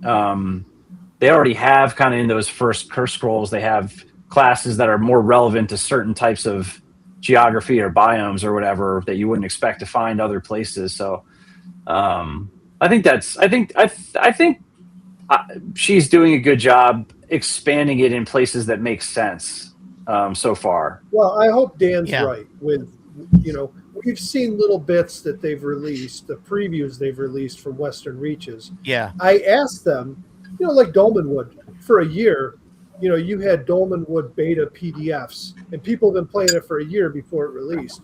And I asked them, and they, the Discord, I like, the Discord's pretty friendly, but man, there are some bootlickers in there. And when I asked the question about the PDFs, like, are we going to get preview, like, beta versions before this goes to print, and they were all like, "Oh no, she wants it to be perfect before it goes out the door." And I'm like, I didn't ask you, Joe Blow Yeah. number 2, that decided to answer me. I Yeah. like an actual response, because Yeah. and they're like, "Well, that's too confusing to people." To who? If you put out a PDF that says it's a beta copy, Yeah, so it's a beta. and people everybody, the only understand. people that can get it are the people that backed it. Right. They understand it's a Um, beta; it's not a full release. So So I'm hoping that beyond the little previews we've seen, there's enough added in there that really fills in those blanks. So Chubby mentioned one of the favorite aspects too is the Grievous Wounds table. That's another cool table that I considered adding into to Shadow Dark. We kind of mentioned that earlier. I know, talking about rolling on a chart when you go below 0. I don't know if my players would be into that. But maybe we'll try it and see what happens. Chubby also mentioned running a party of clerics to run religious quests, pilgrimages. I want to be in that campaign. I think that's cool. I think you could do that without necessarily having a party of all clerics. I mean, I get the appeal, right, to have all clerics, but I mean, I've given like player character, clerics, like more recently Jason, right, who's played Yohai, but like some divine missions or whatever, and the rest of the party kind of goes along with it and does it. I mean, because it kind of broadly affects the whole world anyway, But I even started a crusade. yeah, I was the only Yeah, one that knew so I anything mean- about it, but I was happy I got to Yeah. do it. yeah, there you go. And he mentions having a setting, Terra Invictus. I've seen that out there. I didn't realize that was for Shadow Dark. I thought that was for Axe, but yeah, I'm gonna have to check that out and see how that is, because that might work out fairly well. And yeah, they're fleshing out a lot of stuff in the Curse Scroll stuff. So yeah, we'll see what comes out. I definitely like Mike said, I'd love to see more of that stuff before having to wait for a final thing. But definitely looking forward for some of that. It doesn't appear that we're going to see it. I mean, they've got some some preview stuff and whatnot, and that's fine. I'll deal with that. But it would just be nice, especially like I want to start a campaign now. I would love to see some of this other stuff to start introducing into my world, even if it's going to change a little bit before it's Yeah. finalized. Yeah. Are you talking about the Western Reaches? Is that what you're referencing? Okay, yeah. Yeah. Excuse me. Yeah. So yeah, no, I definitely want to see some of that stuff. But who knows? Hopefully it's going to come out soon, right? I guess I don't know what the I don't know if she's really said anything as far as when it's coming out, or I don't think we're very close yet. like we're working on it, so probably next year. I guess I don't know. I found Chubby's setting book there, Terra Invictus for Shadow Dark. I put the link in the chat there, so you guys can see that. I'll probably be checking that out and go from there. I'm not attacking Shadow. I'm not attacking Shadow Dark at all. I'm running Shadow Dark and playing in it. I like Shadow Dark. Edgelord is the mock bootlicker for this discussion. How dare you? Kelsey is a living goddess. My biggest problem is it's hard for me as a lifelong 2E player with lots of rules and lots of options to sometimes look at it and go, that's all there is? There should be more. You're not the target audience, though. I think that's the thing, is the game isn't... I mean, obviously, people can play whatever they want. I don't even think Shadow Dark is for me, really. I like it in small bursts for what it is. I think it was really sort of custom built to give 5e players a bridge into something better. And for that, I think it does a really good job. Sure. And it almost necessitates it having kind of a limited scope, which, I mean, Right. Everybody, how many years of gaming do the five of us have added together? Like, I don't know that I think we can appreciate it for what it is while sort of saying, yeah, maybe we're not like forever the long, the target audience for this game. Yeah. Right. Yeah. Yeah, I've But- been very vocal about my support with Shadow Dark, but even saying that, I keep glancing over at my shelf. I would much rather play Hyperborea, AD&D, even C&C, as much as they've frustrated me. I like Shadow Dark, but there are systems that I would much rather play because those systems are kind of ingrained into my play style. Yeah.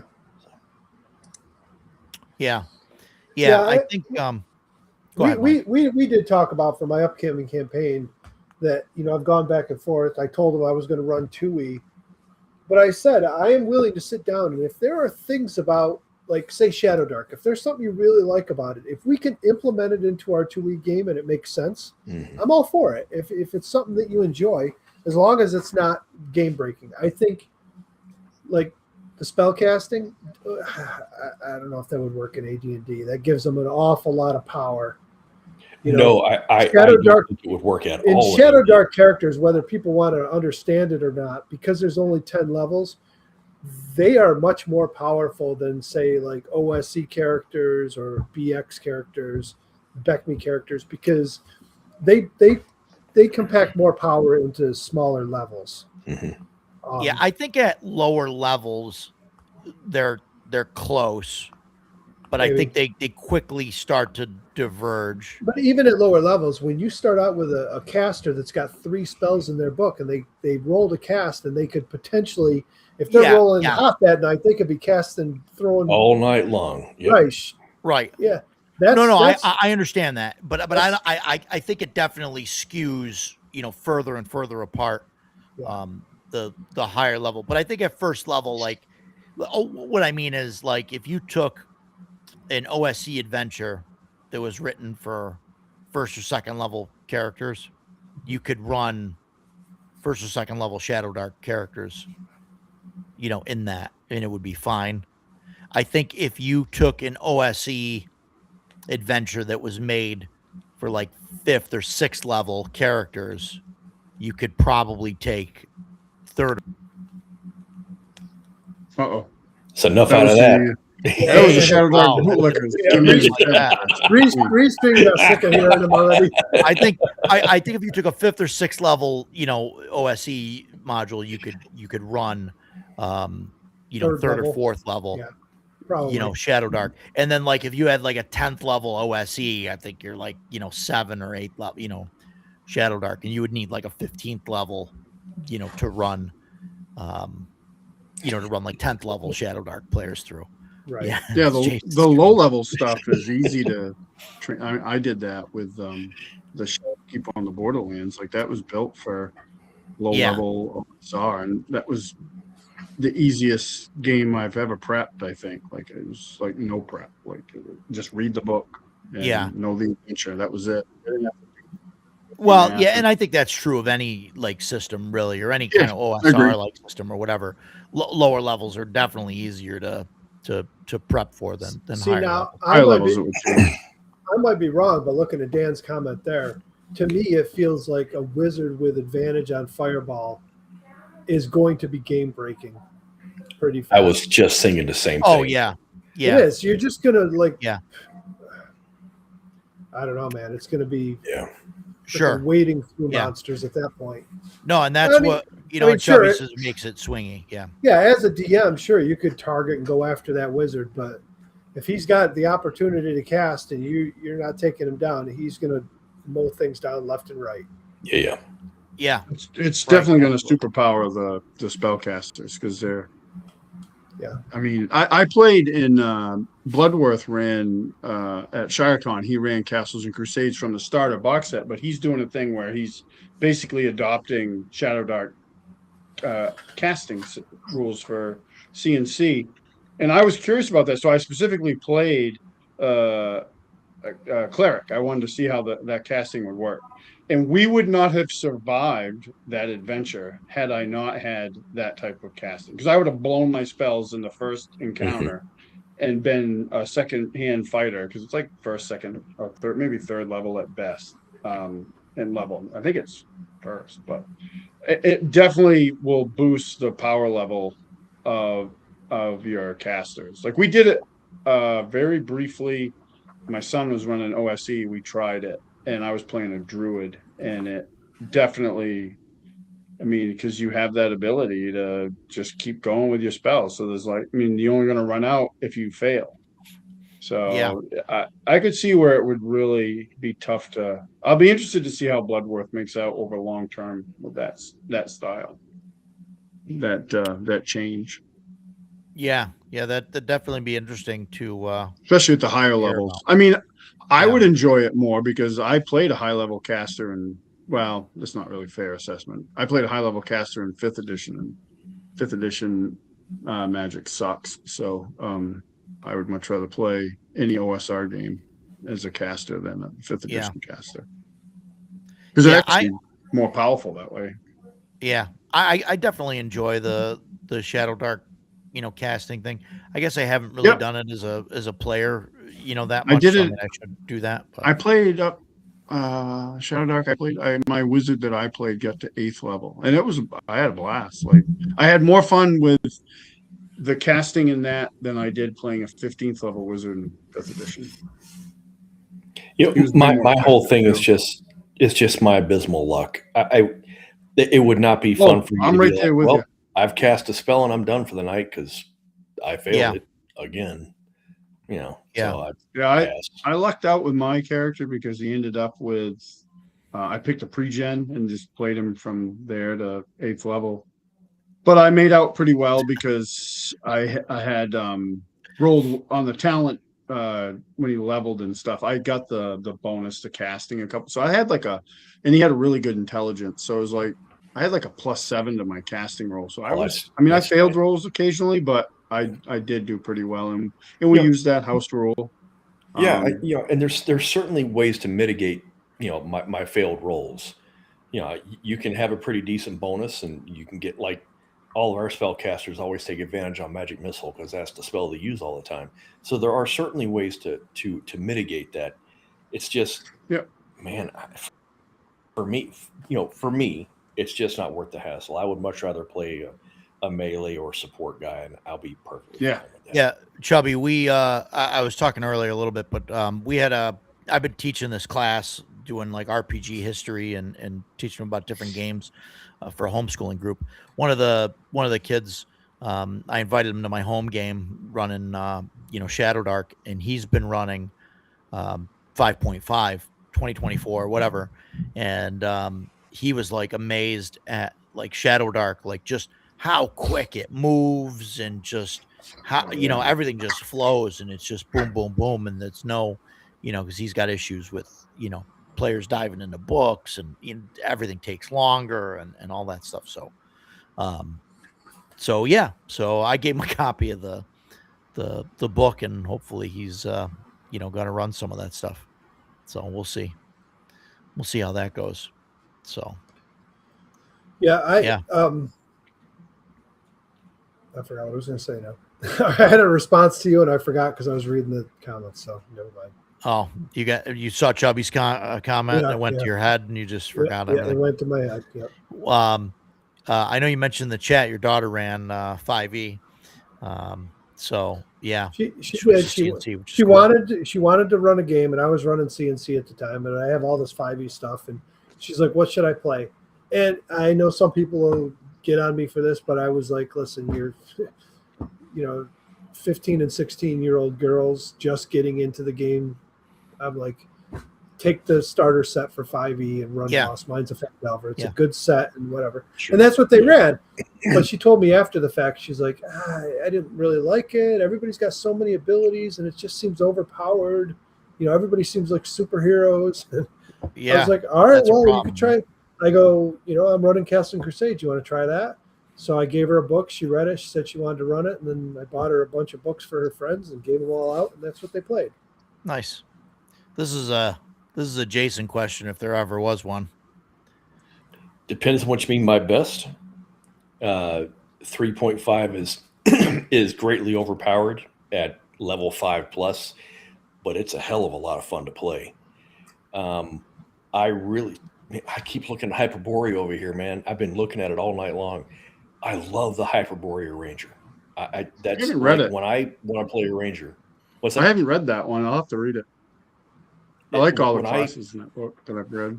when I think about a Ranger, Hyperborea nails it. So how I close? I think how- CNC did a good job with the Ranger. I mean, I made a couple changes to it, but I think The only thing I didn't like about CNC is their prime status strength. that's one of the things I What- changed. I don't want to play Yeah. a melee. Yeah, but- you make it strength But or wait, dex. wait. depending on I changed it to however you wanna wisdom, play. actually. Wait a minute. Yeah. That would You be guys fine, can too. very well Yeah. change it, which most people do, but you got to remember there's a reason for it. They wanted them to be human centric. So if you want to play a ranger and you want to have those primes, you got to play a human. But the problem I had with it was the fact that they didn't do that with any other class. Ranger was the only one that you had to pick a human if you wanted to get both primes. So Yes, agreed. I The like that problem- concept. If they had kept it with all the classes and given you a reason to take certain races Yeah. over others for it, it would have been fine. The reason I Yeah. changed it, one, is because most of its abilities are wisdom based, and Right. two, the wisdom or reason that dex. they get the reason that Stephen gave for that it was strength was based on what the other classes There's too had. many wisdom There's classes. too many wisdom classes, and I was Yeah. like, What I don't give a fuck stupid about reason. those other Hey, classes. Like, Ste- I want to if see you- what makes sense for this class. So. I don't know if you haven't figured it out yet or not, but Steven doesn't know his own rules. I used to get on a stream and ask him about clarification on rules, and he would laugh because he didn't even know the rule. And then I'd tell him what it was. No, that can't be right. I'm reading it out of your book, dude. You go, oh, I don't know. I don't know my rules. I play it however I want to play it. Yeah. Okay. Chubby, but that question is really the opposite question is easier for me to answer. Which setting has the worst Ranger is easily 5th edition. Oh, yeah. The worst Ranger ever put to pen. Absolutely abysmal Yeah, class trash. in every Yeah, respect. the problem with the Ranger in 5th edition is the same problem with every class. Everything was built to rely on bonus actions. I mean, not even for me, the 5e Ranger, its base abilities are so useless. Spend a spell slot to detect undead or whatever else within a 3-mile radius. Oh, just that's Yeah. What? yeah. So Climate. somewhere Yeah, somewhere within Out 3 there. miles is undead. is a skeleton. What? How is that useful in any setting? It's just, and you have to expend a spell slot in order to do it. Just okay. This Yeah, that's nonsense. where That's what his son played. So when you look at like 2nd edition or 1st edition, and you take like a paladin and they get their detect evil. When you read it, it's like it's got a very short range. It can't be through stone. It's got to be in a direction. You literally Yeah. maybe walk up to a door and can detect if there's evil on the other side of the door. But if the door is stone, forget it. You're not even going to detect it. There's Yeah. limitations to it. The idea of, I can detect in a 3-mile radius. Okay, great. Yeah, that was I remember when I started playing with the guys I'm playing with now, some of them, I joined their group, and one of the characters was a ranger, and he had that ability. And I would just see the look of frustration come over the game master's face, because I'm like, it doesn't make any freaking sense whatsoever. None. It was Yeah. And I just always hated the fact that if you want to do damage with any of the classes, okay, you're a ranger, you better use Hunter's Mark. And if you're a warlock, you better use Hex. And if Yes. you're a paladin, the only thing you're doing is smiting things. And if you're Yeah. I actually liked the 5e paladin, the original one. I actually liked that class. It was one of the few that I was actually interested in playing. I only got to play one for a little bit. And I actually liked their smite ability, their original smite. I don't like what they changed it, but in the 2024, but the original one, I mean, that was, in my opinion, that was the paladin's job. Like, I'm going in there and I'm smiting evil. That's what paladins have spells for, so we can spend them on smite. I'm like, okay. Yeah, I well don't know. done. I don't know when smite came into the game. 1st and 2nd edition, they didn't smite. They could turn undead. They had protections from evil, Yeah. auras of protection for evil, and all this stuff. I don't think I think even I thought- Shadow Dark, the paladin in Shadow Dark, I believe, gives bonuses to your party. They're more of like, I haven't looked. I I can't printed speak it on out, that one. but Pete took them home to read them over, so I don't have it sitting here. But yeah, they give some kind of bonus, like you get, I don't know, immunity to something if they're within 5 feet of you. So if they're next to you, the allies Yeah, you get a bonus. You get a bonus to saves, like in TUI, I think it's like a +2 because they have this aura, which I think is fine. Like they're holy warriors, so they should have something. The only beef I'll say about 2E, as much as I love it, the beef I have is the fact that Rangers and Paladins don't get their spells till 9th level. It just seems like I love CNC because they don't get spells. Period. right. Well, I don't. Yeah. Awesome. That's actually.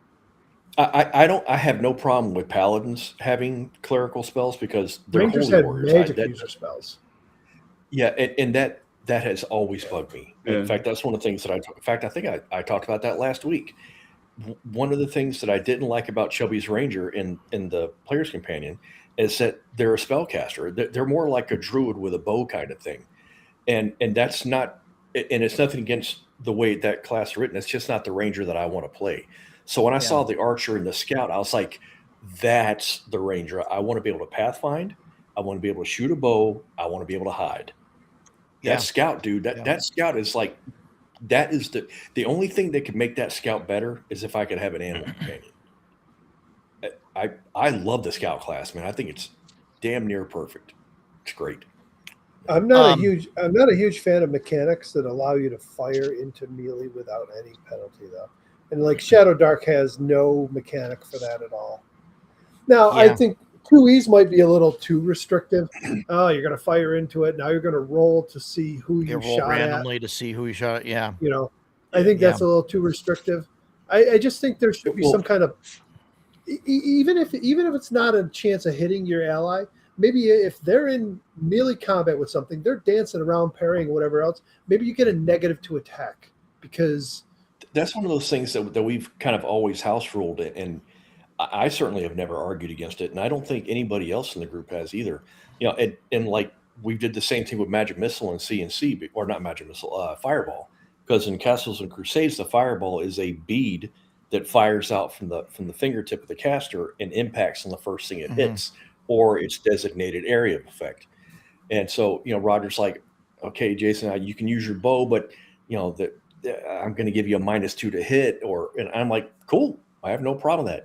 And a lot of times I was looking at my character and I'm like, I'm good enough. And so I roll the die and hope I get lucky. Usually I'll say I've like if you never miss shot- by more than 4 or something, Yeah. then you roll to to hit somebody else randomly or something. like some yeah. people think sleep is overpowered in Shadow Dark because it affects up to 2nd level. I mean, sleep You has know- always been kind of like Right, I don't but know if I call it overpowered. I think it's less powerful than other editions because Sure.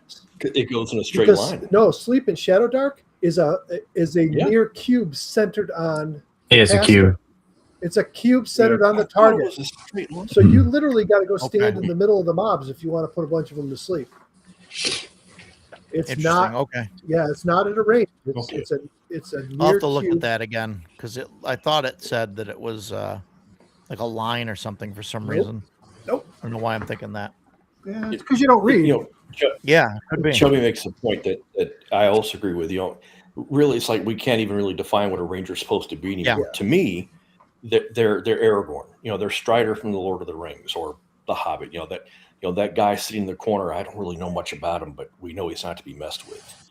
And for me, that's how I like my ranger, and that's why I don't like them casting spells. I'm not looking to be a wood priest or especially the magic user spells. I was like, why would they even have magic user spells? That doesn't make any sense to me. So, but for me, you know, and again, that's why I like the scout. When I saw the scout class, I was like, oh, that's the guy that I want to play. Whether you call it a ranger or scout makes no difference to me. That's what I wanted to play. there. Chubby like, says, I I still have a give, dream that one day all of God's children will be able to play a game without an overpowered sleep spell. So, Roger, it Yeah. it can be interpreted 2 ways. You weave a lulling spell that fills a near-sized cube extending from you. Well, Yeah. so does that mean it extends out 30 feet from you, like in front of you, starting in 30 So feet? that's the way that we've ran it. I would say yes. because it says a Yeah. near cube extending from you, so that seems Yeah. aligned. That's how I understood it too. It's like you can't place the cube somewhere else. It has to start where you are. Yeah.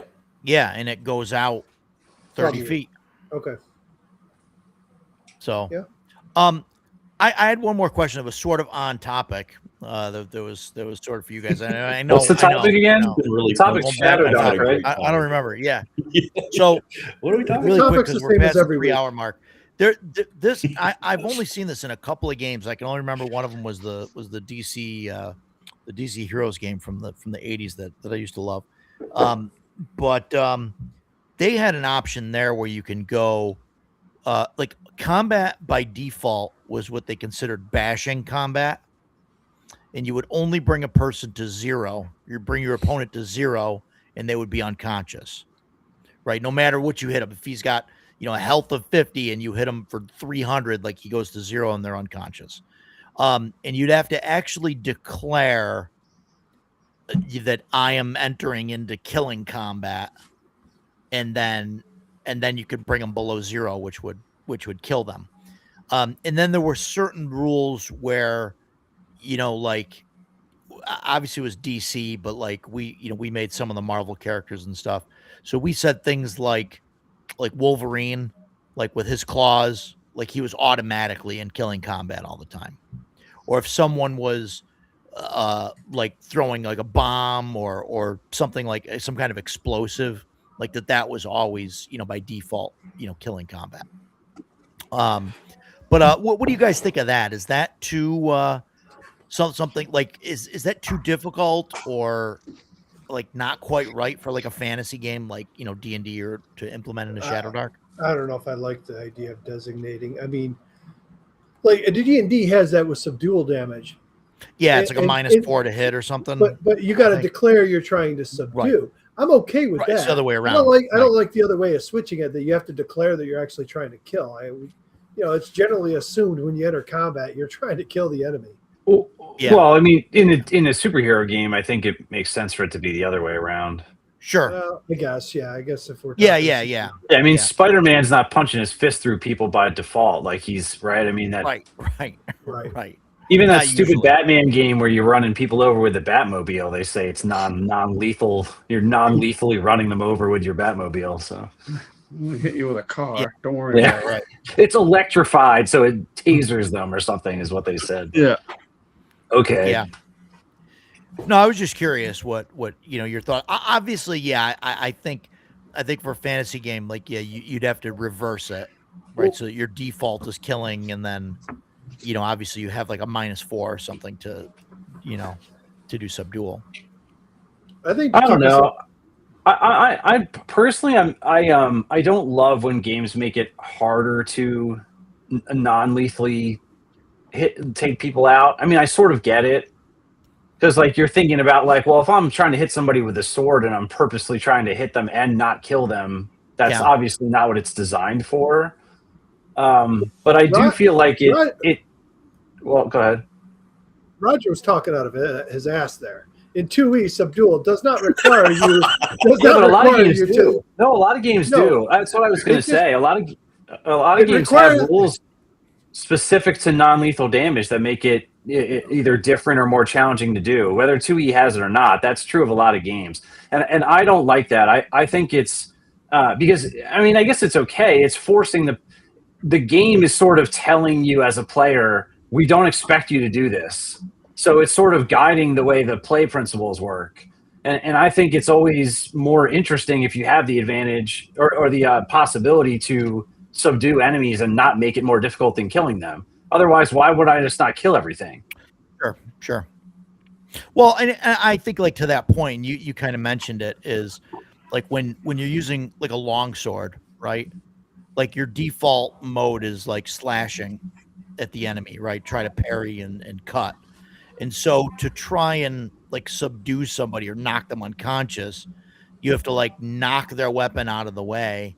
And instead of making like a slash or a cut, you're like trying to like bonk them with the flats, the flat Yeah. edge of the blade, or like the hilt, like punch him in the face with Sure. like the hilt or something. And so it's The- The way I rule that usually is the way you see it in the movies, where it's like somebody pulls the stripe right before they cut their head off, right? And then the person kind of Sure. drops their weapon, like don't kill, because like in real life, most people don't want to get their head chopped off. Now, if you're fighting monsters, you could argue like it's like fighting an animal; they don't know what the difference maybe, but. Yeah, I mean, that's kind of how I view that is like, don't make it more difficult. If somebody wants to take somebody hostage, it opens up interesting lines of play. Like, don't make that harder to do. Yeah. No, I agree. I agree with you until you get the party that decides they want to do that with every goddamn encounter they go to. I've had players that do that, and it's like as soon as they find something like I found the parry rules in 2E. I'm going to parry every single attack from now on. I'm like, Christ. And they're like, well, I'm just raising my defense and getting them on me while other people kill them. I'm like, God, dude, you make the game boring when you like, you find one little thing and then that's all you do. So yeah. That's the problem I've had. You get players that all of a sudden they subdued somebody and that's easy to do. Let's subdue everybody. We're going to knock them all out. And yeah. Okay. No, I get it. No, and I agree with you. It can be fun. It can on. lead to some good role play and everything. But it can also get annoying. Yeah. No, I think you're spot on with that. I think that's like part of the issue with like, 5e or whatever. You have like all these abilities and then they're on the sheet and you just want to keep hitting that one button. Fireball. Because it works. Yeah, or whatever it is, right? Whether it's the parry button or whether it's the fireball button or whatever, it is. And I think it's harder to do in games like Shadow Dark. Not that it's impossible, obviously, but that old animated GIF there with the guy, the guy's LARPing in the woods with the guy going, throwing the glitter. Let me go. That's what 5e firebolts. Yeah. That's like Yeah, right. Yeah. Cool. So good time. So that was a wonderful conversation about death and dying, and yeah. We did talk about it. We didn't cover it. I know Jason wants to talk about death and dying in Edge of the Empire. Oh God, I don't even know if it's possible to die in that game. It is not It's not possible. possible to die in that game. Listen, I had a guy who just kept going back doing idiotic things, and we would roll on that chart, man, and oh my God, he would not die. He lost like 3 limbs, and then they were able to like rescue him. And that feels on brand for Star Wars, though. Like losing limbs is pretty on brand. And then he would get, he'd get the bionic arm put in or the bionic legs, and you just get put in a vat, and then you're fine. And yes, Edgelord. That's the Fantasy Flight Star Wars game. Because in order to die, I believe you need to get hit, or when you go to 0, or when you get hit with a critical hit, you need to roll 150 on a percentile. And every time you get hit with a critical, it goes up plus 10. So you need to get hit with like 10 or with like 5 crits, or be below 0, with multiple crits and multiple hits in order to actually get killed. It's hard. It's very difficult. I will say I do like the way we talked about DCC and the roll the body thing. And like Mothership has a similar thing where if somebody takes lethal damage, there's a roll that you do in secret, and they tell you like roll it under a cup, and then you don't reveal it until somebody actually had. Yeah. I think that's really fun. I had that happen in a one shot I ran at Page actually, where I can't remember if it was Page or Mepicon. It might have been Mepicon. But it was a module called Ghost Ship, and there's these automated turrets that come down in the front of the ship, and somebody got domed right in the head. And so it's just, I knew what happened. They ended up not dying. And they had some number of turns. They had like 3 turns to get medical attention, and the ship had like a med bay. So they had to like drag the bot. So it's just like you just see them go down in a heap. And it's like, oh my God, what happened? Like, well, you don't know. You just saw them go down in a heap. So it's like, then when they drag the body out, you flip it over and you go, okay, they took a head wound and they're profusely bleeding, right? And if they don't get medical attention, they're going to die. I do like games that have that kind of mechanic where you just don't know if they're going to live or not because, not that I know, but I imagine if you see somebody get shot, sometimes it's obvious that they're dead. But like, I mean, if it's a mid torso kind of, Yeah, you don't know. I mean, you don't know. So Yeah. I think that's kind of cool. Yeah, the only thing that I didn't like about that and like DCC is once you're past like the number of rounds, like then you go to the roll the body mechanic, and it could be 10 minutes, or whatever. Whereas like in Shadow Dark, it's like you've got this many rounds, right? Like there's a clock that's going.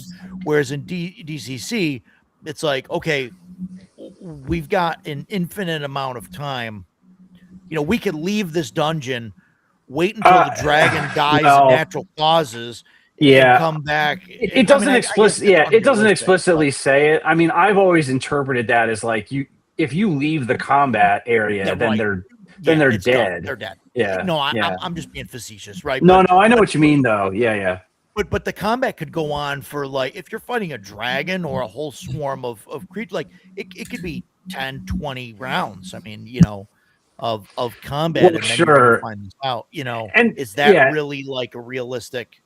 And to Decato's earlier point, like the dragon breathes fire on you, and you go down in a pile of ash, and then they roll the ash over, and you're like, "Oh, I'm fine. I had a Bible there, and it bounced out." Like, there's things that definitely don't make sense. It is the Bible. The Bible's torched, but that's yeah. I mean, so that's like the only thing. And I like DCC, right? I mean, I think it's it's wacky, it's crazy, it's I can't run it for a campaign, you know what I mean? But one shots, I think it's fine. Yeah. Or short things. But yeah, that was my only issue with it, is the roll the body. I do like the mothership thing though, where they tell you to roll it, and then nobody knows until it's until it's exposed. It's the Schrodinger's instead of rolling it then and there, you roll it before, and then everybody's staring at that cup or whatever, and they know that the fate's already been sealed, but no one knows what it is. Nobody knows. Yeah. And that to me is awesome. Yeah. And so that's cool. When you roll it, do you roll it so that you know what it is and then cover it, or do you have it in like the cup? No, I like to put it in a cup and shake it around. Yeah, I have no idea. And you don't know either. Yeah. Okay. Yeah, I don't want to know. Yep, I don't want to know. Yeah. Yeah. Well, Sword and Stones, welcome to the show, but we're wrapping. We're headed out. We're wrapping. But thanks for coming. So everybody, please like, share, subscribe, all of that. I think we're at almost 160 subs, something like that, which is pretty amazing. Nice. That many people that want to hear us not talk about the subject of the day. But yeah. So thanks everybody for coming. Next week, I'm trying, I believe, I think next week where Jason Vey is going to come on. I'm still working on that. I'm trying to settle the date. I have to with be him. on my best best behavior when it comes to CNC. Then We're going to talk about his company and his games and all of that stuff and his stuff. I want to try and stay away from not that I want to stay away from CNC. I'm sure it'll come up. But I mean, obviously he's not. He does A&A, right? What's the Amazing Adventures? Amazing Adventures, yeah. So I mean, I'm sure we'll talk about that, and whatnot. But obviously CNC will come up. But yeah, there you go. So I mean, we'll talk to him about that stuff. I want to talk to him about his own company and different types of gaming and all that stuff. So, but that'll be that. But that I'm going to try and finalize that in the next couple of days. But I'm pretty sure that he's going to come on. So, Roger, I think you should change the name of this podcast to the Random Topic Generator. Yeah, maybe random topic Tuesday. Yes. Listen, just change it. So when you put up your topic, be like, it's going to be death and dying in RPGs and whatever other tangents we go to. and several other tangents. Yeah, probably. Start throwing darts. But no, thanks everybody for coming. like I said, please, like, share, subscribe. It helps. We're on our way to try and get to 500. That's my goal. Once I get to 500, then I can retire. I think. I don't know. Probably not, but it's a nice round number to shoot for, right? So, but no, thanks everybody for coming. So we'll see you guys next week. I'll get that stuff up as soon as I can, and we'll see you guys. Yeah, 500 bust, Chubby. Yeah, and so night everybody. That's Death Angel's goal as well. So yeah, like, share, subscribe his channel too. Tennessee Tabletop something. Anyway, yeah, sorry. Put it in the chat. We'll see you guys later on. Everybody take care.